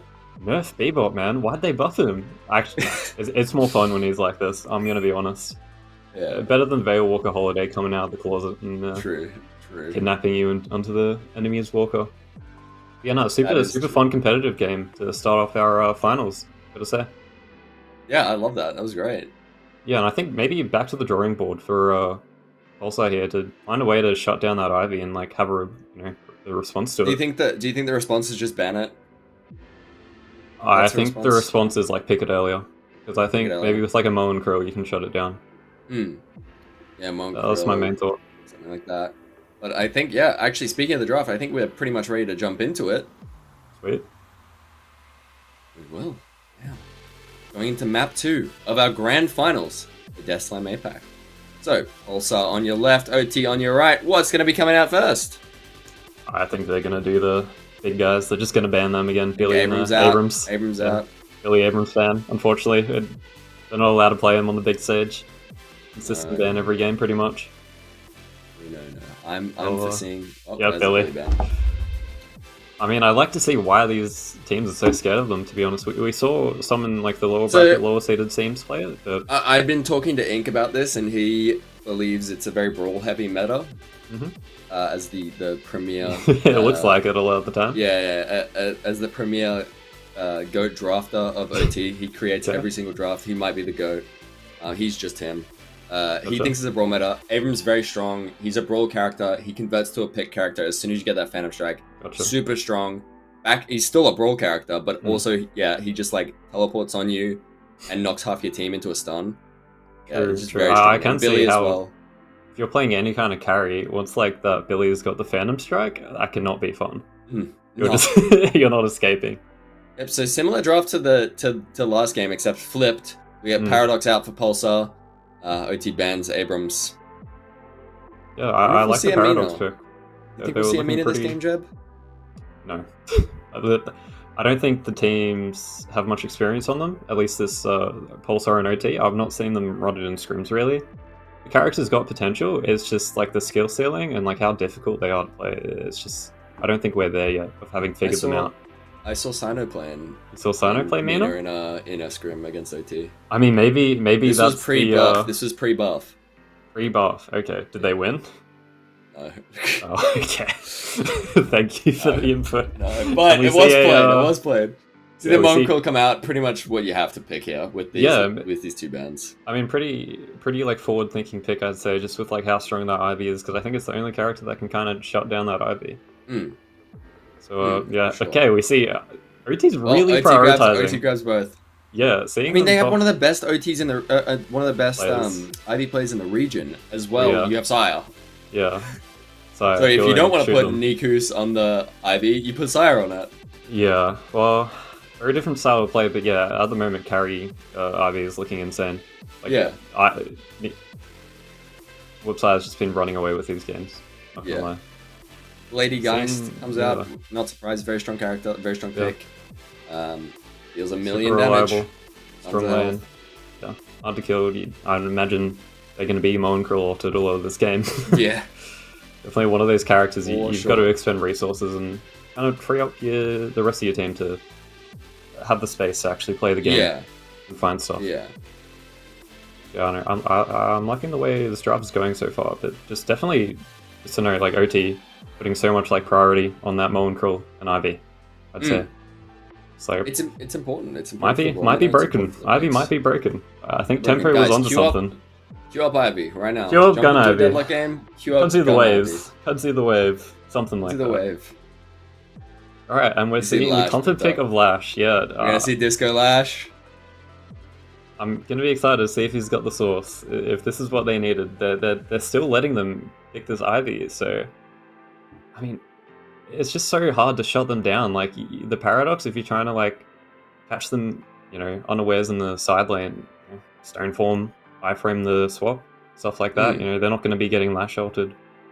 It's just super hard to Discus play. out for OT. That means size on the Ivy. Yeah, Size definitely on that Ivy. I mean, Viscus has also been looking super strong today. Just like some of the best util in the game with that cube.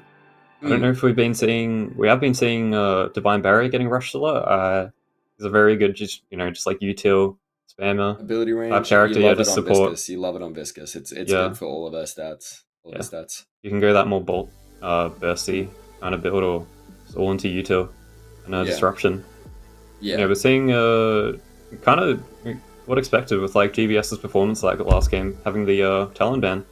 Yeah, Talon's out of there. They don't. Yeah. They do not want the GBS Talon. This both bans, by the way, for OT are like GBS target bans. It's Abrams and Somewhat, Grey yeah, Talon. yeah. That's both that guy's like big characters.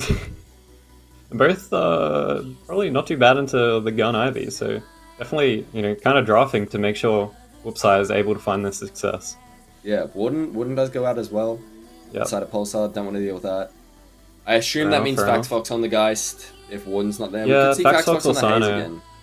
yeah, maybe a Haze. Fact I'm Fox, surprised Haze, we haven't Sino, seen any 7 on these teams, but I think it's just because they at least with Pulsar they seem to be winning these like early lanes a lot of the time, and I think these teams are just not feeling as confident in their laning as 7 since he takes more damage now. He's got less health, Yeah. and we see Amina. I'm surprised. The only player. Yes. The only It's a player- Inspo. Really? No, Inspo that was guy's practicing last night. that guy is He might too be chopped chopped. on Mina. That guy is He too might be chopped on chopped. Mina. He might be chopped. Okay, maybe if he. No, he's too chopped. I mean, There's maybe. I heard there's a build at the top that's really good. It's right, I think second from the top. It's really good for the Please, character. please, no self promo here. I beg, no. Yeah, seeing No, Mina- Mina very strong this patch. Like super strong. I've been like, me and you both They have been are like strong. queuing it up. Yeah, they're just so hard to play. I feel like, especially in these lobbies. Like the OT, they're also all OCE. They're all on ping. I feel like you just get lash slammed and you barely have the time to react. I will say, like, it's actually a good pick into this comp. Like, Guys, Yeah. Paradox, and Lash, they all 3 of those characters really suffer from the silence on ult. Yeah, it is nice. I wonder if we also won't be seeing like an alt max Mina, but should probably continue on with the draft. We actually are seeing the 7 getting drafted. Yeah, as you Pretty predicted, excited. 7 comes out, very strong, very, very strong character, even still after his changes. Super strong, we've seen in both like regular MM, if you look at stats, he's a very strong character. Nearly as good as Gun in Ivy. This thing. Not as good as Gun Ivy. Nearly. Yeah, Nearly, but nearly. no, super strong character, not surprised this is being picked up. Yeah, just getting that spirit tread, and we're seeing the Haze as the Haze. second last pick for Pulsar. Interesting. I wonder if it'll be more a carry or a pick kind of Haze assassin. Yeah. Sure. I imagine it's got to be like a Haze 7 carry, and then Yeah, we'll see probably like a Probably carry. I honestly feel like I don't know. It's Mina. It's Inspo and Mina, and that guy's I don't know. It can. I mean, once What you are you pick up looking that, maybe once you pick up that slowing hex, Fury trans, I'd imagine he's gonna have a really tough time playing, and that's kind of the goal Yeah. for Mina. Or when you're Yeah. playing against a Mina, you don't want them to get away with all these crazy escapes, and that's kind of Yeah. the thing that makes Ivy so strong. Is like Yeah. you're not slowing hexing that stone form. They've got that guaranteed iframes. yeah. So exactly. yeah, I actually really like that Haze pick. Good. Definitely It works definitely well with all running their stuff. so far running a very squishy draft, I'd say.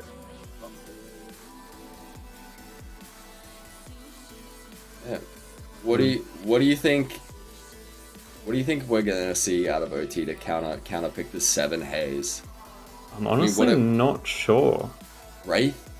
I could imagine. No, not a Wraith. Adam loves Wraith though. Okay, God forbid. Victor! I mean, Infernus. There's a good chance we see Infernus. Yeah, you reckon it's Infernus? I mean, who's gonna play Infernus? Okay, looking. True. Okay, I mean, looking, probably, so we got, probably Fletch, Auslander, I'd imagine. We got Auslander. I think. Okay, knowing this team, what I imagine, Slackguard, Moen Krill, or Adam Moen Krill, Ivy as either Whoopsire or Nikus, and I think with Viscous, it'll be Nikus on the Viscous. Birdie in my ear is whispering things to me, and they're saying it's going to be a very interesting pick next. Apparently, I'm honestly a bit lost for what. I'm not sure what we'll be seeing. Are we gonna Bebop Pocket? Okay, I mean, they don't like the Terry Bebop. Yeah, getting Terry off of that Bebop, but I feel like they wouldn't be picking Terry Bebop here anyway. So OT's really just looking to get that Bebop as the pick character, I'd say. Yeah, and it's super. Fletch was telling me he's got some good practice on the standing still bot in the practice range for his hooks. I did hear word that Auslander has been practicing on the stationary bot. On the still bot, yeah, I've got things. Definitely, watch out for the Auslander highlight reel. I think. Nice character into this. I'd say 7 and Lash. Just displace them when they go for those. I'm gonna stand up here and ult. I mean, yeah, great as well as a counter from the Paradox. Like, if someone swaps in, you can pull them back. You can pull the Paradox back or pull them back. It's great. The Lash ult. Any kind of stun that's going to be good for. So I think Bebop's a good pick here. Pocket as well, just very strong this patch. Affliction is just a very good ult, so not surprising to see that. Alright. For the Pulsar side here, who do you think they'll be going for as their last pick to just help round out this draft? A bit of support, I'm thinking Paige. Paige? I'm guessing Paige. I feel like I don't think Victor's the right play here. No, I don't see a Victor at all. I feel like Victor's grief nowadays. I could see a Doorman, to be honest. Doorman? It's like that Doorman lockdown. Could work. It's Doorman. It's a Doorman rolling through. Super strong laner. It's a bit of a bully. Pulls off quite hard, but he's always got that util, and you can do a bit of shenanigans with that what's it called? I don't know. Trolley. Cart, yeah. Trolley. The door into the walkers, into the contesting the mid boss, getting a huge stun. Definitely a character to watch. A bit of a highlight reel character like we had Terry in Bebop last game. I think it'll be Visco on the Norman. He's been playing it recently, so I'm excited to see that. Yeah, best of luck for both sides going into this game. I mean, I think one draft here, Jeb. Who's winning draft? I mean, it depends how good Mina is. I feel like they're just kind of unproven, and I'd like to see them kind of run as less of an ult bot, since you've got that Ivy to just melt through objectives this game. Like, you're not going to have a struggle playing with anything. So I imagine you just kind of play to like bait out all these cooldowns and like dodge them as Mina. And kind of create space for the rest of your team to make stuff happen. Yeah. While also being that huge like assassin burst damage threat. Yeah. Okay. Yeah. I don't know how to feel about the Pocket. I feel like they're maybe a bit out of place because I don't see maybe Pulsar grouping up as much in this game. They're kind of all going for these like isolated, more skirmishy fights. I mean, it's still just Pocket at the end of the day. I think it is the thing, is like it's still a Pocket. He still does, True. He still forces back to base, like regardless of who you are, really. So I think it's a solid thing. Like, even if you get 1 or 2, that's taking potentially 2 out of a team fight. Pocket and Mina synergize really well, dropping them to low HP, getting the rake off. And then Gun Ivy just Tesla bullets everything. I don't think it's a bad pick. I don't know what I would pick over that. Infernus. I'm looking at Infernus. Yeah, but you hate Infernus. I know. They did break the curse last game, so maybe it's an Infernus summer. Yeah, Infernus summer. I like the Infernus summer, guys. Queue up. Forget Ivy. We moved on for Ivy. It's now Infernus summer. Queue up Infernus today.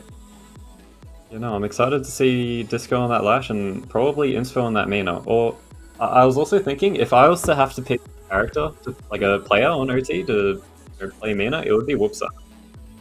Yeah.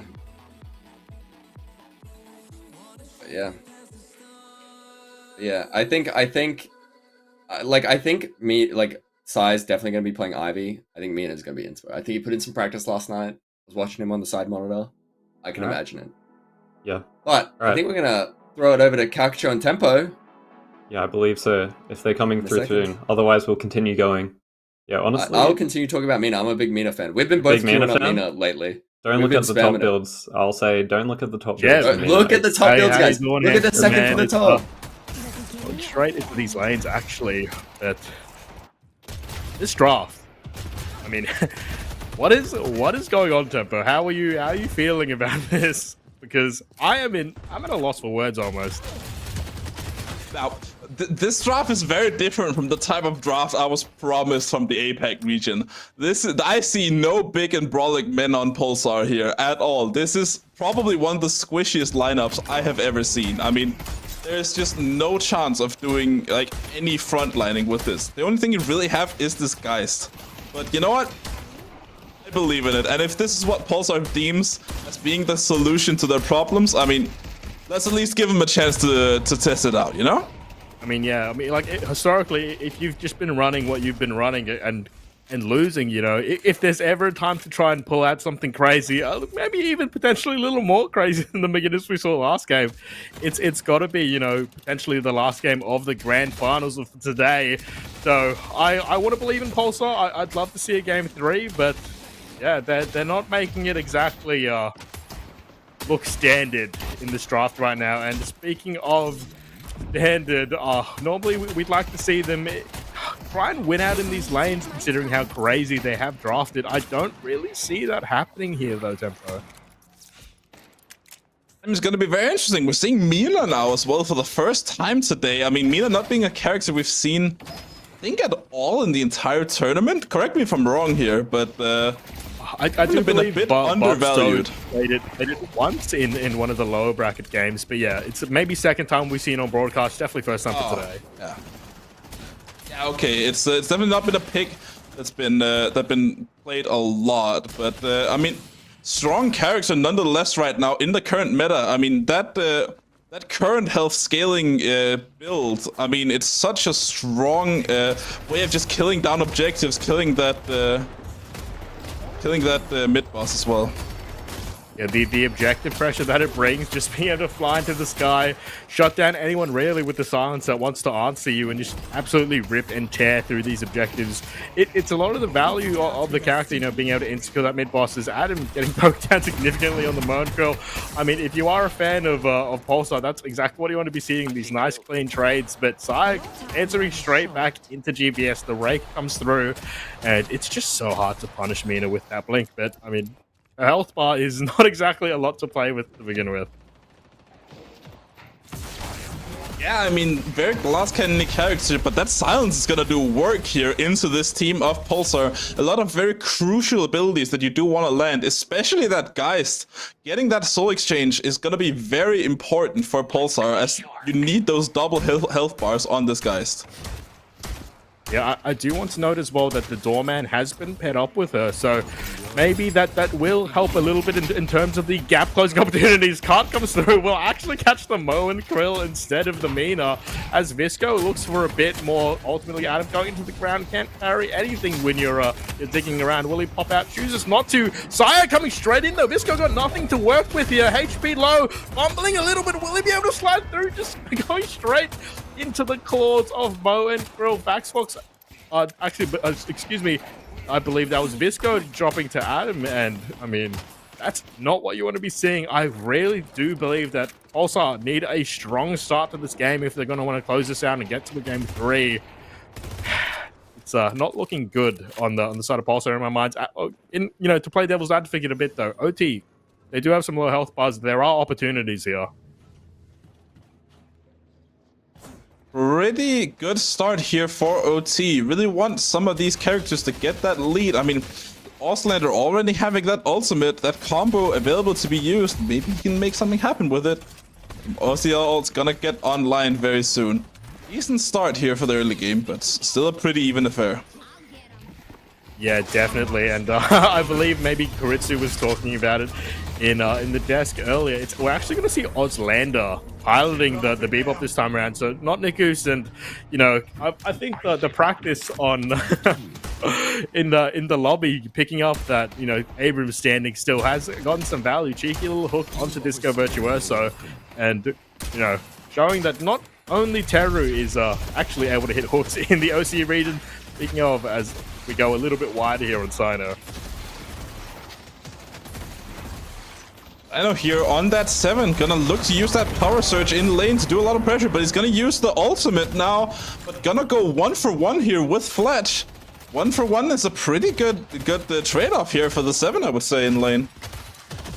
Yeah, not too bad. I mean, ultimately, you will scale extremely hard, but it's looking really interesting. I'm watching this go here because he does have that slam available. It chooses not to use it. I mean, when you're staring down an Ivy, it's not exactly a free death slam to connect on. Faxvox, we noted this a little bit earlier, but it does look like that is going to be more of a carry orientated haze once again, just going off of the leveling there.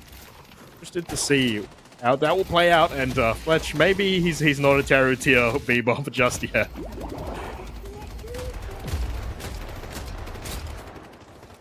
We're actually coming down in this mid lane. Nothing too crazy though. Slatgod able to walk away from it. Ooh, coming down. Nothing too bad. Inspo just chilling with his little healing right. Maybe hoping to get a bit of engage through. Nothing so far. Break comes through onto GBS, but I believe we are looking potentially for Adam to find an engage to give this Mina an opportunity to really show just how high this DPS can be. Sino coming through though, chasing will occur, but nice little wall bounce, some movement there to give him some space. Disco getting pressured out as well. Speaking of movement, I mean, this is the OC movement goat. That slam already utilized, unfortunately, so we won't be seeing that this time around. No airstrike either, so just getting some poke here in the air while he's got it. Now stalling, will not choose to utilize that airstrike just yet, as he continues to get pressured out. Actually, maybe a hook potential here. Nothing just yet. Ooh, right as I say that, a little bit of speak and it happens moment. We did see Disco get yoinked right as the camera swaps. Looks like she lives through it, but yeah, that's definitely some funny timing out of me. Mystic shot picked up for Teru.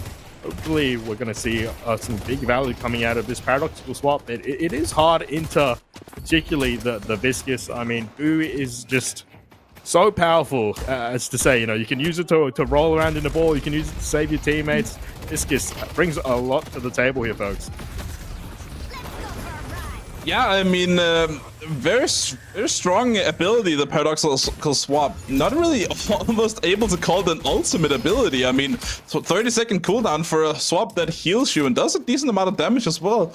Pretty good value for a character like a Paradox. But that cube, as you're pointing out, pretty good at covering for it. In the meantime here, we can look a little bit more at these lanes. Even game so far, 37 to 38k. I mean, pretty decent all around, and that's gonna look pretty good if you're Pulsar, having decently weak lanes. Yeah, I was expecting this definitely to be favored a bit more on the side of OT, but Pulsar bearing their teeth to a decent degree. I mean, we did see the Storm card come through, trades coming through left and right, as the lethality not necessarily there just yet, but it will come with so many hard carries essentially on the side of Pulsar. I am very afraid though of how these mid-game team fights are going to play out without really that front line to help you. And speaking of what happens when you don't really have a front line, the goo ball just gets to walk at you, and I mean, nobody's really there to stop him. Just between a splatter and a bit of a roll through, 300 bag will get dropped. I imagine Teru will be soon to follow. Nice parry though. I mean, you do what you can, but really, we're starting to see the effects of having this lack of frontline here. We're talking about OT here in general. You see how consistent they are in these fights. Great early game skirmish from them here, and that's going to give them a solid 5k advantage on top of their already 1k. I mean, this is just peak Deadlock right here, showing exactly why they are the #1 rated team right now in the region. That slam available for Disco though, and seeing him moving around here, we're going through the air vents, hopefully looking for something, posturing around the urn and the bridge buff spawns. It will be a bit of a slog as Mina is checked into the Baroness. Will get sent straight to the wall. Unfortunately, Corbell goes wide, but Inspo, you have to kill him there. You absolutely hate to let him go, but who's going to get punished here as these melees just go down? Visco really well utilizing that door just to get the shield there to brawl out Inspo. I'm surprised not a single parry got thrown Oh my, cheeky little play. And Pulsar, suddenly 2 kills here. Have some map space to play with. I believe Disco, once again, unfortunately, we did not get to see the Death Slam utilized on stream. But yeah, definitely showing that they have plenty of bark and bite to them still. I'm excited. Hopefully, this is going to be a game of all time tempo. Certainly is gonna be a game of all time, but you're already seeing the downfall of Pulsar here. If you're looking at the player soul counts right now, Sire already getting a solid lead. But as I'm talking about that, I mean, Teru here hitting a decent swap here, trying to fight for his life, but Fletch gotta catch him out of position. Teru going down now, even more salt in the wound for Pulsar. I'm just, once again, I hate to harp on it, but just talking about this draft, the fact that they let Viscus go through, I believe, as a first pick on the side of OT, and then decide to pick this team comp that really struggles with getting heavily nuked out. I mean, you're sort of poisoning yourself in my mind. You're playing towards your enemy's win condition. Like, this Viscus is just doing absolutely whatever he wants, particularly in this early game, you know, where he picks up a couple gun items, he gets a splatter online, he gets the express shot online. Like, he is able to honestly almost one-shot some of these characters 10 minutes into the game, which is not what you want to be seeing. I mean, certainly so, and you would imagine it was the other way around, having drafted that Mina. I mean, Mina doing a pretty decent job here so far, showing why Mina is a little bit of an early game powerhouse. I believe actually one of, if not the strongest laner in the game when it comes to lane win rates. So, I mean, pretty good start here for OT, playing off their character's strengths, and if they can get this earn as well, it's gonna be very dire for Pulsar. Yeah, it's funny you talk about. But it's gonna swap. It's gonna swap to a favorite earn right in the last second as he's picking it up. That's certainly not very good. Now he's gonna have to hold on to that unless he can get a really good play here on that right side walker. But they're definitely doing their best. Sorry, Guardian. Mina blinking away as she does. Unfortunately for the side of Pulsar, paradoxical swap. I mean, the wall of the silence isn't long enough just yet. Ooh, cheeky little power, actually hard read on the side of Teru. Will Adam get punished for this? Will not die. But I mean, that might have saved her life, honestly. Speaking of lives saved, though, Maxfox will not. The luggage cart just to add a little bit of salt to the wound, a little bit of blood for the blood god. Suddenly, OT pick up 3 kills, and it's not looking fantastic for the side of Pulsar. They want to scale better. You're scaling into a Whoop Sire Ivy. I don't know if scaling is really the game you're playing for. Definitely going to be very hard to play into that scaling comp of Pulsar, but I mean, OT right now doing a really good job of playing with this Ivy. 15k already, being such a soul leader, and Tesla Bullets BRS surely coming online very soon, and he's going to be an absolute demon at that point. You're not going to be able to contest this Ivy unless you really start to deal with her now. Let's go in a bit of a dangerous situation. Ivy, though, Stone Form utilized is a relatively big deal. No cooldowns to work with, but we're already seeing the fruits of her labor. This Ivy will shred. Just already, like 15 minutes into the game. That's not what you want to be seeing, but I keep harping on about it. Like, Nikus is also having a pretty good game here. And the second he gets a couple items online, the second he's investing more into this, you know, the ball, this one-shot potential, I actually don't see a meaningful answer on the side of Pulsar. Like, maybe you can banish him to the Shadow Realm, send him to the Baroness, but this is going to be an insane problem. Cheeky little pickup on Inspo, I see. I mean, playing with that Invis, playing with that Sleep Dagger, you will be punishing Mina's low health bar, not able to do too much. Death Slam available for Disco Virtuoso. Won't choose to use it just yet, trying to get the hell out of dodge deep in enemy territory, showing why he is the movement god of OC, sliding around, even choosing to value some boxes while he's there. Visco will Baroness Sire, and let's see what can be made with this. Maybe some cheeky door plays available. No luggage cart to his name, though. Yeah, but the 7 and guys rotating in here, and Sire's looking in a lot of trouble. This might be the start of dealing with Sire. Big bag as well being dropped, and Sire not gonna be able to farm up for the next 30 minutes, 30 seconds. That's gonna be a problem.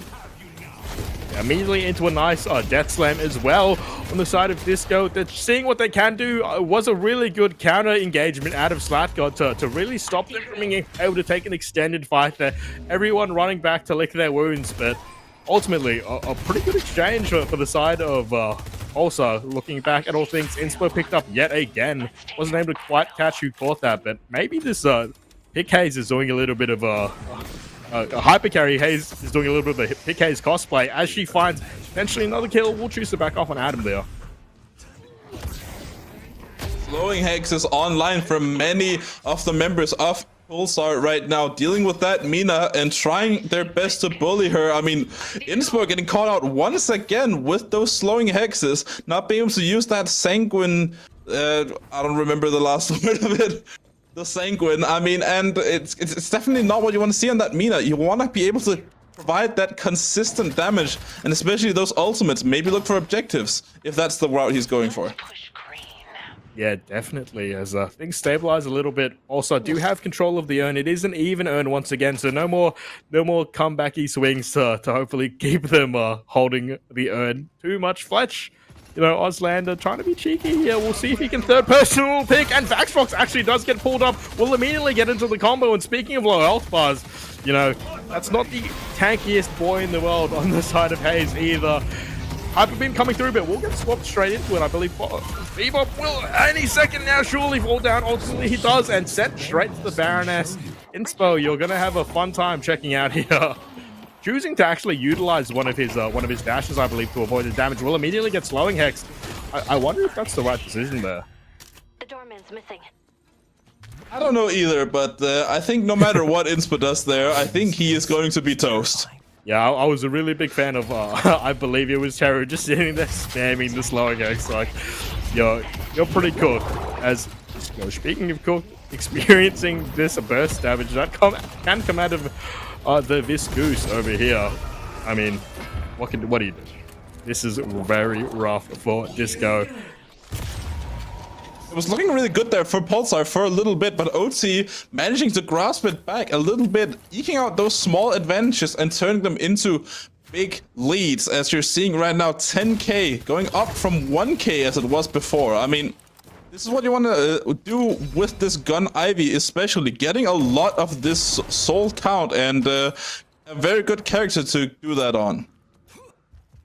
Yeah, it's starting to get a little gross here, folks. We're not even 20 minutes into the game, and you know, hitting that 1k per minute mark is pretty good. But I mean, Saya could even hit higher numbers if he really wanted to. He is participating in some of these fights every once in a while as Nakus plays a big camp. This is it's starting to, you know, a little bit slip out of Pulsar's hands. Not even necessarily in solo lead, but just towards OT progressing towards their win conditions. I mean, it's generous of you to put an S behind the win condition there. I mean, it's very obvious from looking at what's happened throughout the day that this gun Ivy is gonna make or break OT here. But so far, I mean, doing a good job of staying in this lead. 23k built up. And Lash now, Disco Virtuoso, trying to do a little bit of sneaky, you know, diving on this Lash. But he's gonna get caught up by himself by that combo with that Mina ultimate. Taking a lot of damage, and Inspo finally getting a little bit of revenge from all the travesty they have brought to her. Honestly, that has to make me wonder, like, is maybe tilt a factor to consider in this game so far? Disco, known to be have really clean movement, known to make at least relatively good decisions, and unfortunately for him, we've kind of just seen him be put in bad position again and again.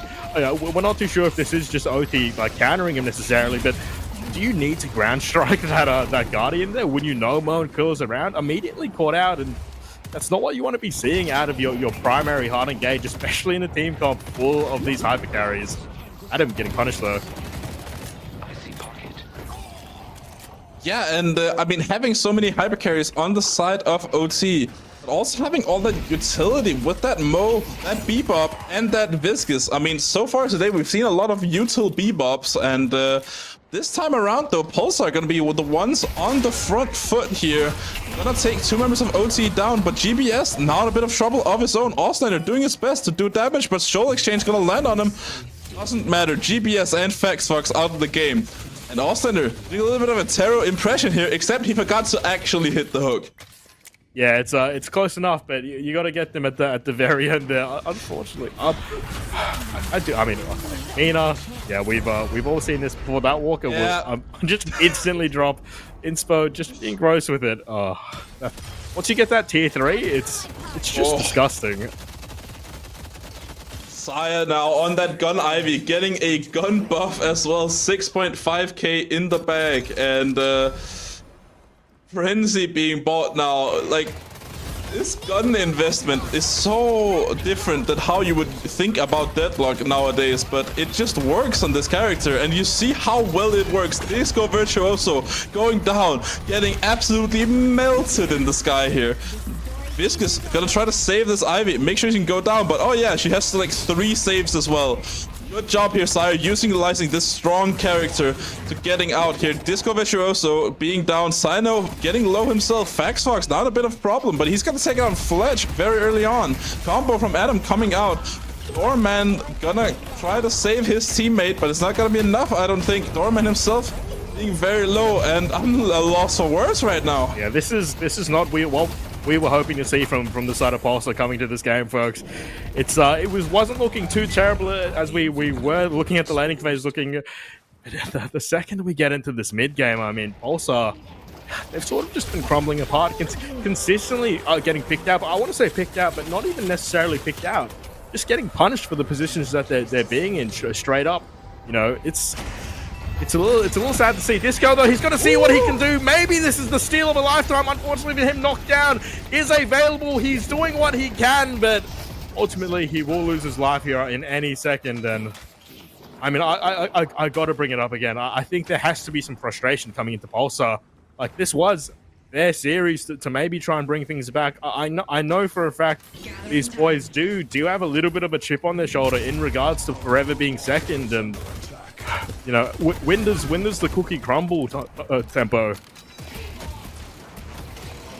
I think we're watching it crumble, actually, right now. I think we're watching Pulsar crumble right now. 3 rejuve credits still online for OT. Tero gonna be found as well. They're just getting picked off one by one right now. Not trying to synergize, not trying to stick together. Just going off on their own little side quests and dying for it. I think Pulsar needs to start getting a little bit more ahead of this game and trying to play together. I mean, at this point, you're just playing hard base defense. Stormcloud is available, but I mean, at this point, you know, it's not like your 7's gonna have it unstopped. There's so many options to shut that down. Cube used to save Whoopside. At no point are you going to be able to pressure him to any meaningful degree. Just so much support behind it. Not to mention Nikus as well is just going to be a monster, especially in the base, able to roll around and do whatever he wants. Phantom Strike not even required, as we are not even 25 minutes into the game. So, like, your base is going down. Your patron is getting stage 2 dropped. They're going to pop the straight out of dodge. I'm imagining stealing even more of the map, but I don't know if you're reading the same numbers I am, Tempo, but look at this soul lead. Soul lead is absolutely unplayable right now for Pulsar, and you can clearly see what's happening in these team fights. We talked about this in the draft. No frontlining characters, basically. You only have these guys to deal with, and once this guy is down, it's just free pickings on that back line. 28 kills picked up by the entire OT crew so far, and it's just gonna keep getting higher and higher, that number, as long as they don't have this frontliner in these team fights. I mean, yeah, at this point, like, Fletch or Oslander on the Bebop is pretty much as tanky as the entirety of Pulsar combined. We see him walk up without a care in the world. That ground strike was tickling him.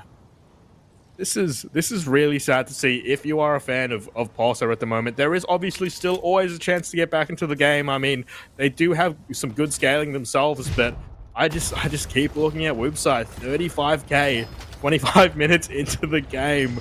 There is no competition. I mean, the likes of Visco, the likes of Disco, they haven't even been able to breach that 20k mark just yet, as we get a pick on the worst possible option.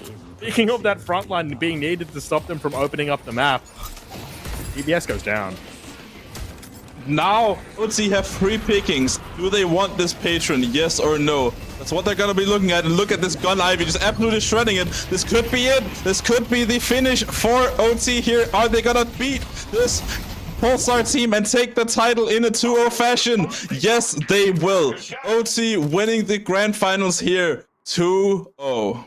Yeah, taking the lion's share of the prize pool, and ultimately, I believe, to the players, which is far more important, keeping their title as rank 1. I mean, forgive me if I'm wrong, but this is OT's either 4th or 5th consecutive grand finals win, and I cannot blame the guys on Pulsar. Like, you gotta have a little bit of a chip on your shoulder at this point. It's hard to keep showing up again and again and again, knowing you have that potential to take the finals and just barely falling short. Just look at these stats. It's a bit of a travesty. I mean, OT, it was an outplay. It was an outdraft, and honestly, I want to see what the boys on the desk even have to break down, because it felt over since everybody went down the lanes. Honestly, in my mind. Talked about it so much today. It's clearly been the story of this tournament. This gun Ivy wrecking absolute mayhem once again. 36k souls, 24k player damage, and 12k damage to objectives. How do you even deal with that? Pulsar clearly didn't have a solution. I think you ban it, or at the very least, you don't let Sire play that 4 games in a row. Pulsar, it's time to go back to the drawing boards. It's time to make some adjustments, because I know for a fact that they wanted a bigger performance than they were able to show us today. Regardless, good games. Regardless, shout outs to both these teams. Shout outs to every team that played today. I mean, good deadlock nonetheless, but it's a little bit of an unfortunate finals in my mind. OT showing their dominance as they do tend to do. Pulsar falling short. Such a impressive performance coming out of OT here. They've been dominant all throughout this tournament, not losing a single map, and it did not change the day. Champions titles for them, consecutive as well. I mean, great team, great performances all around, but also from Pulsar, they were playing really well. They just could not beat the Goliath that is OT. Yeah, a bit of an insurmountable challenge, and I mean, props to them. You keep rolling that boulder up the wall, and maybe it'll end eventually one day. Maybe you do reach that pinnacle and get to push it all the way back down. But yeah, OT, I mean, you can't blame them for being the best. Somebody has to be on top, and yeah, it just happened to be OT this day. Also, I want to see you guys come back stronger. I mean, like I showed on the screen before, a little bit of Pulsar merch, technically speaking. Like, I want to see you boys do well. I want to see you prove that OC, that APAC isn't a one-team region. And yeah, I mean, just keep going, guys. I know it's going to be rough, maybe a little bit disheartened. Just looking at the gameplay, I could kind of pick up on that a little bit. Hopefully, we'll maybe get some interviews down the line when we do go to the desk. But such a good storyline overall, just throughout the APAC region. This was a little bit of a pinnacle for us. Our first really meaningful large event, as I've been following for quite a while. But yeah, just feels bad that it wasn't a game 3 or a little bit more competitive. OT are your crown winners at the end of the day. Just good play overall. But yeah, Pulsar, I want to see more from you guys. I'm sure we've been yapping here, Tempo, and we've been yapping a lot all day. I think it's time for us to end the yap. I mean, I'm sure Jeb and Kritsu have a lot to say and to ultimately end today off. So we'll send it shortly to the desk, guys. But yeah, it's been a pleasure. Couldn't have said it better, and it's already off. OT just... Okay, we're not done yet, Kuritsu. Got some stuff to talk about that game. We do. OT just showing their dominance. Yeah, just OT once again, up. dominant team. I mean, they kind of won in that drafting phase, I'm not gonna lie. Just also drafting way too squishy. Ink's just the better drafter. He's just the better drafter. Ink just knows what he's doing. He's the GOAT. Cut the glaze. What? Cut the glaze. What? We're unbiased here. The Pulsar draft was pretty questionable, but I mean, they just had too many carries. But well, just too squishy. I will just say it, like Ink being the premier drafter for OT, like he understands a lot of what the meta. And I feel like both these games, like the teams are both like top tier, like they can both play the game really well, but I think those drafts are just edging it out both times. Like they're just Maybe. like edging out the victory just that little bit, which is what OT needs and what makes it so dominant. Yeah, I mean, we saw some unfamiliar picks. So go into the draft now, just to recap what we've seen this entire tournament. Is OT winning every single map, not dropping a single game. And yeah, they didn't drop a single map. Yeah, and also It's just been the OT show. Yeah, pretty much. We got to see Pulsar versus Compy Donkeys. There were spots in where it looked quite close, but still Pulsar far and above, the second best. But unfortunately, just not enough to pull OT from their top spot. No, not at all. It's hard when I think they are drafting so much better. Yeah.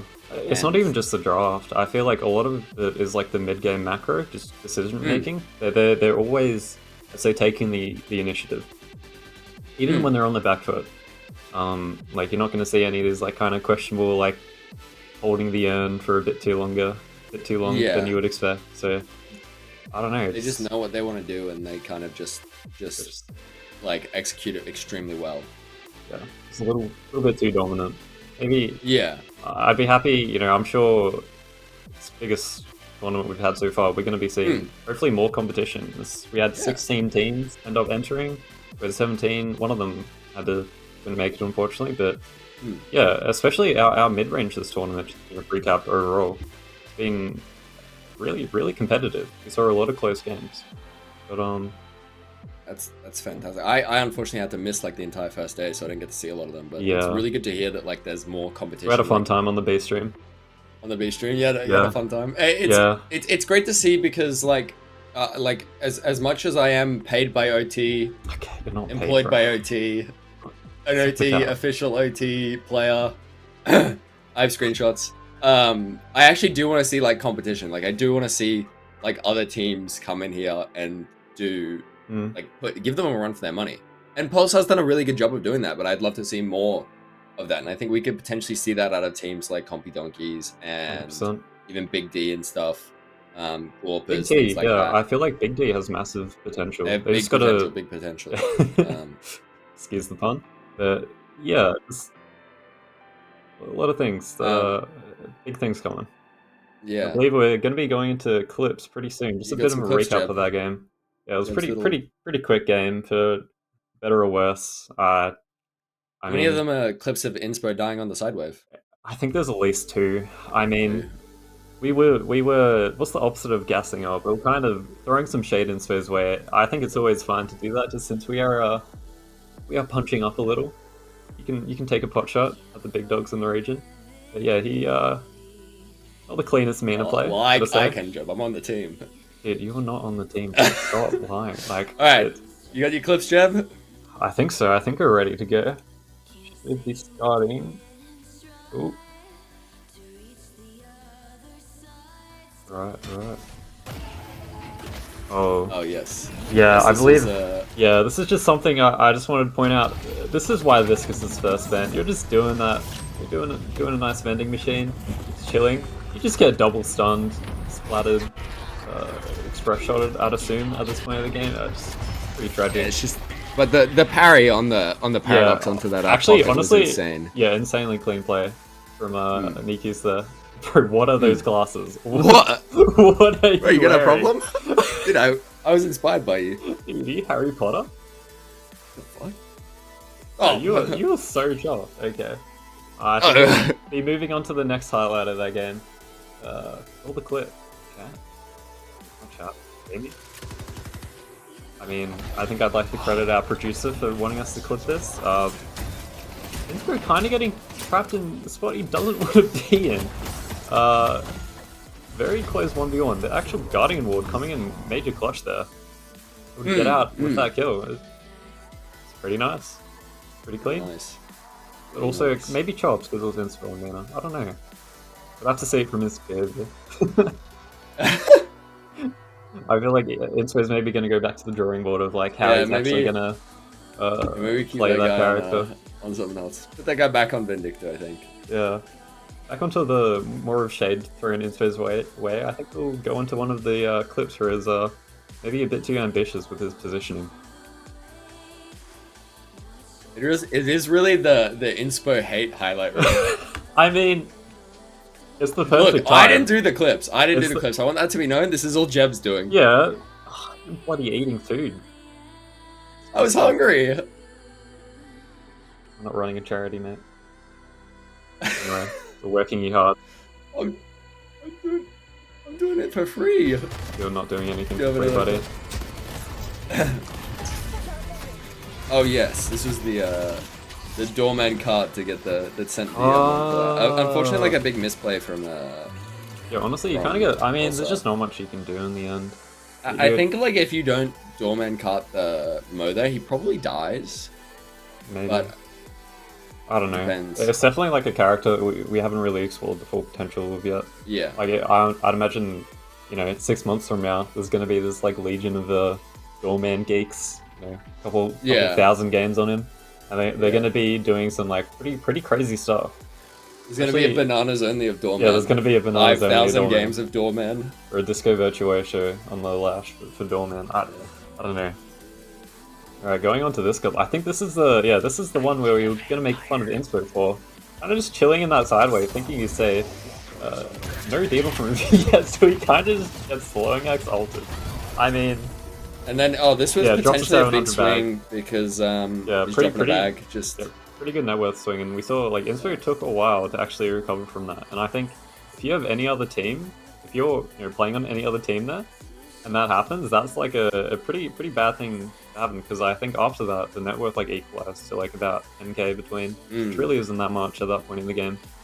So pretty thorough, kind of showing like why this meaning character is probably so difficult to play, especially in these more coordinated games. Yeah, definitely hard to play.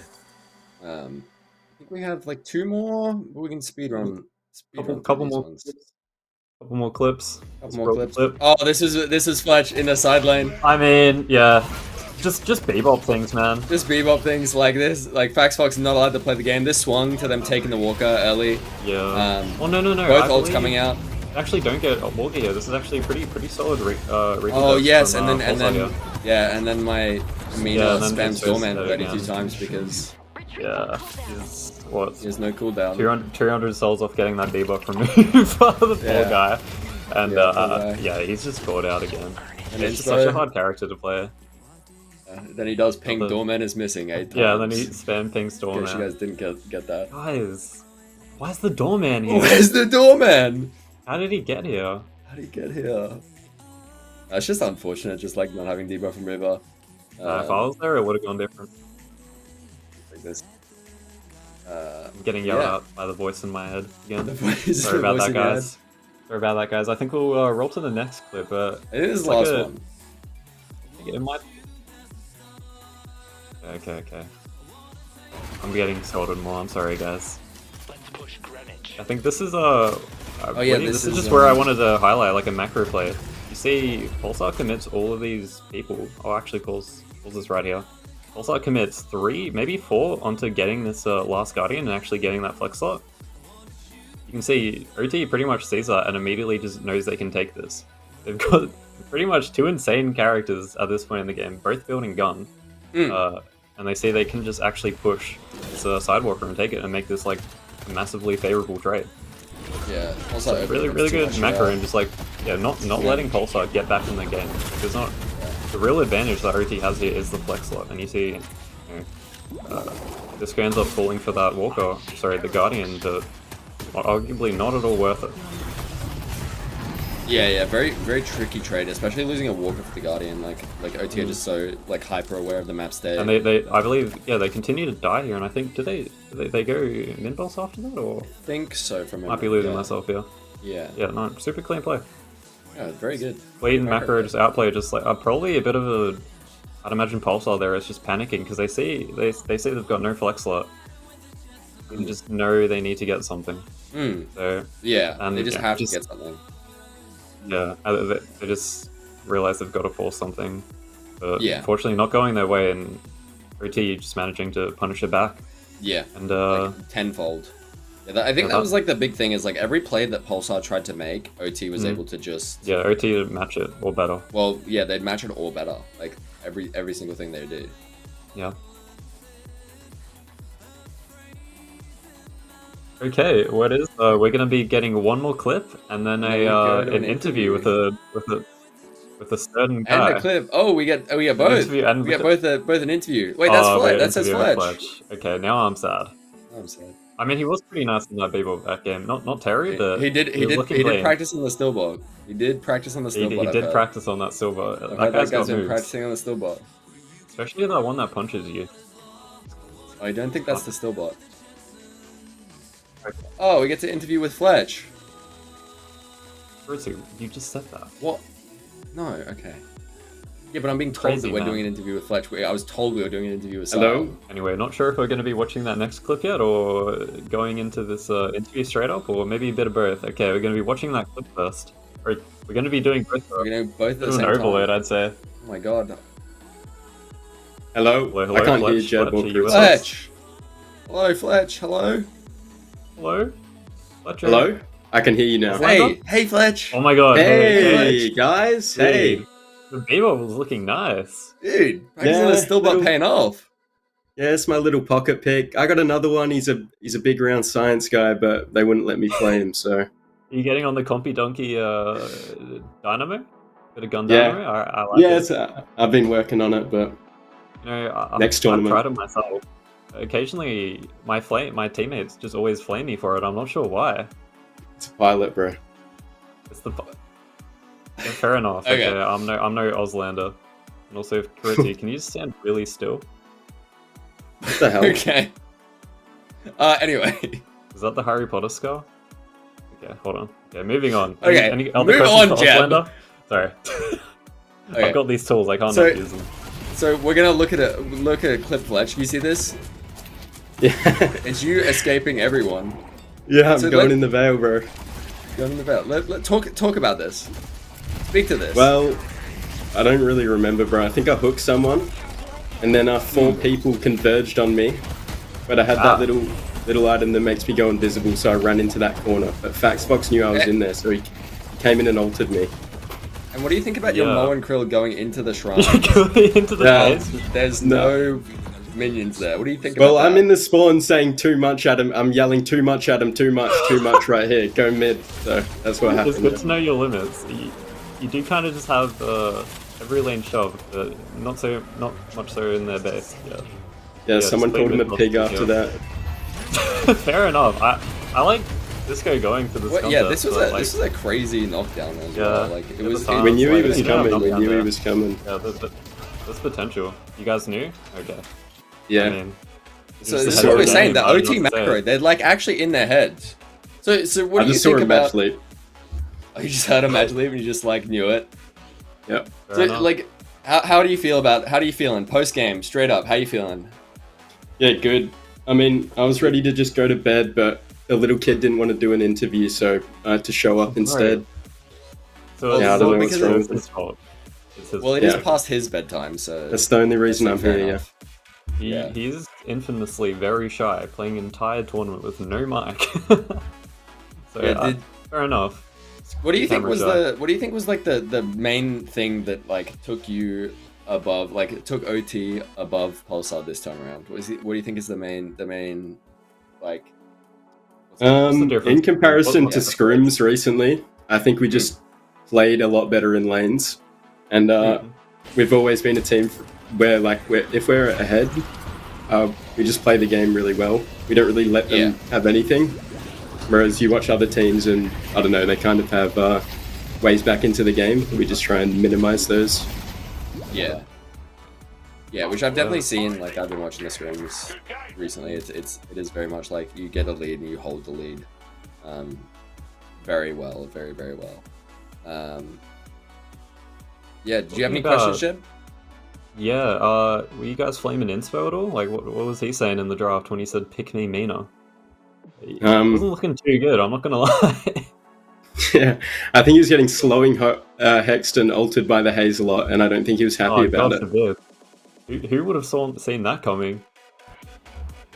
Yeah, Yeah. let's gonna replay him And that so, going down. I think he drops a fat bag here as well. So Yeah, he drops Yeah, a 700 bag. 750 yeah, look bag. at that, bro. So Yeah, he's just What's your dropped, teammate there, doesn't buddy? he? That's our Just teammate dropped. there. He just Clutch. stops moving a little. Just knows it over. Yeah, I don't know, fun That's game our to teammate. watch. Yeah, that was Quicker. good. The rest of the game's not as close, just kind of Pulsar not drafting super well, to be honest. Do you think the Being run X down. factor was the ink draft? Because that's what I think. This guy It cannot could have stop closing been in. the gun ivy Could have been. introduction. Introduction to the gun ivy. Yeah. Yeah. Yeah, I feel also OP. like we saw Pulsar run this gun ivy as well. Do you think is it just Whoopsire on this gun ivy? Is just I mean, yeah, too good. put It's just Whoopsire so on good at getting anything. out of the game. Yeah. but It's also pretty gun easy, ivy is huh? just really OP. It's just like really I feel like we fast should get, and does a lot of yeah. damage. Yeah, Whipsire on the McGinnis. Oh, that's No, creepy. it's not mobile enough. It's like we saw them try and counter that. Kind of- I don't think McGinnis is as polarizing as being Ivy. I'm not gonna lie. Someone new to OT. How do you feel about just like continuing this like success run? Yeah, I don't think you've really dropped a game in both this tournament and the last. Like, Yeah, that feel? I mean, Pulsar's You good. looking Like they forward to keep more us on our competition? toes. Yeah, for sure. I think there was a China team that was supposed to play as well, but didn't get enough players or something. So that would have been cool. But Pulsar's believe- good. They keep us on our toes. So yeah. You guys do tend to like go back and forth whenever the meta changes in these scrims, from what I watch. But it just seems like OT like much more consistent, I'd say. yeah, this patch was good. They nerfed a lot of the annoying stuff, so the game feels Yeah, we're more back fun. to like picking the like all the util characters first. I like that a Yeah. lot about this patch as well. Yeah, same. It was a great series. And with Kakacho's joining us. Hello. Hey guys, Hello. Hello. I kind of been summoned out of nowhere to maybe pull in the reins a little bit because these two little goobers are going haywire. Yeah. Fair enough. Okay. Yeah. So yeah, Fletch. Couple extra questions. I know it is your bedtime shortly, so we'll try and not keep you too long. But in regards to today and just overall, I mean, how do you feel about just the state that you are in OT? Like, do you feel like Pulsar are actually continuing to push you guys, or maybe you're feeling a level of stagnation coming out in the region?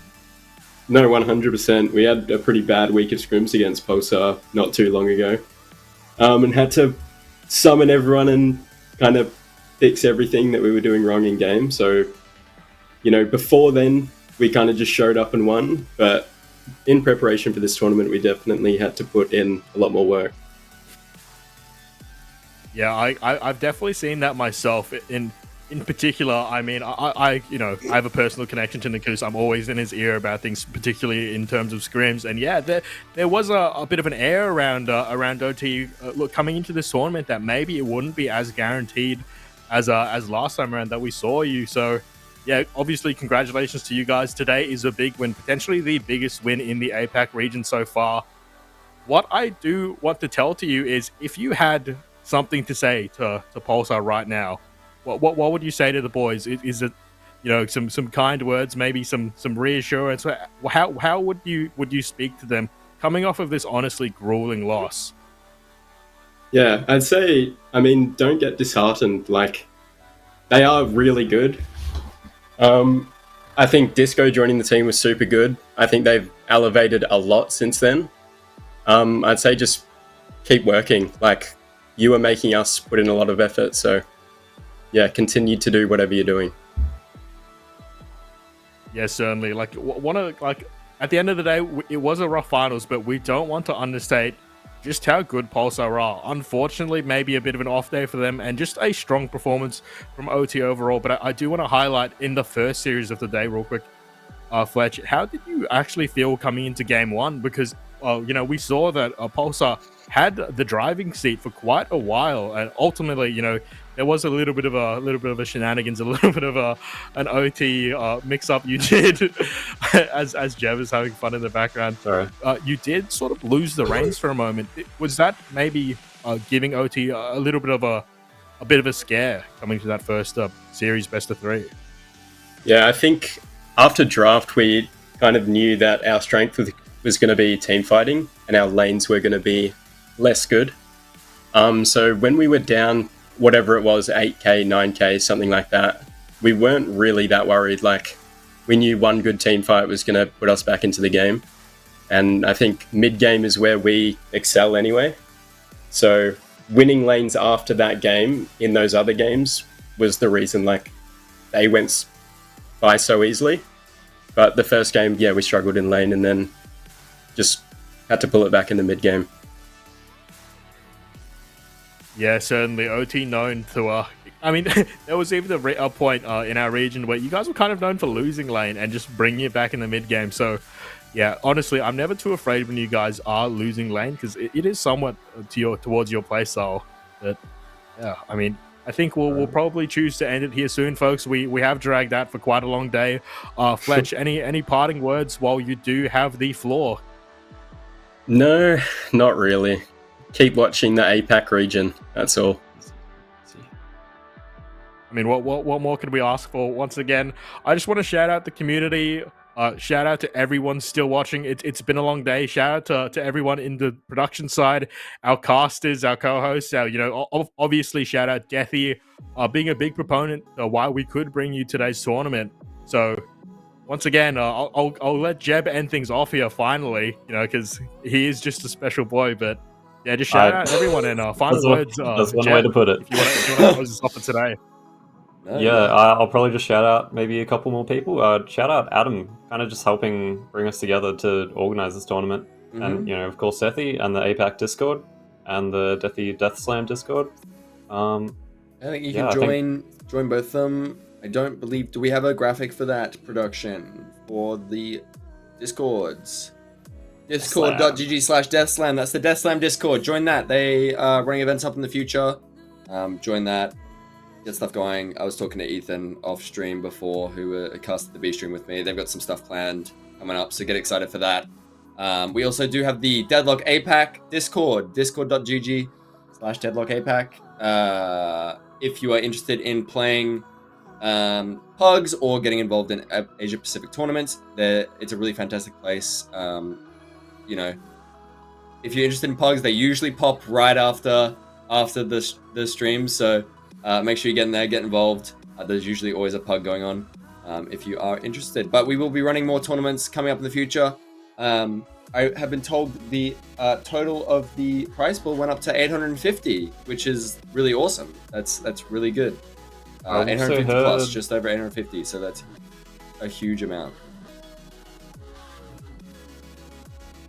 Yeah, I mean, told by production just under $900, which is amazing for the scene and for the region. It was a very important tournament for us, and we're really thankful that we get the opportunity to do this event and be involved with an event like this, which is really awesome. Yeah, join the Discords, guys. Join the Discords. Join up and get excited. We're trying to run weekly pugs in the APAC server, so that's something to look forward to. More scheduled ones. Yeah, honestly, great tournament all round. I think we're all pretty excited to see the next one, and I think that's time for us to sign off. Yeah. All right. Do I say it? Do I say it, Carrie? Jeb out. Jeb out. Jeb out.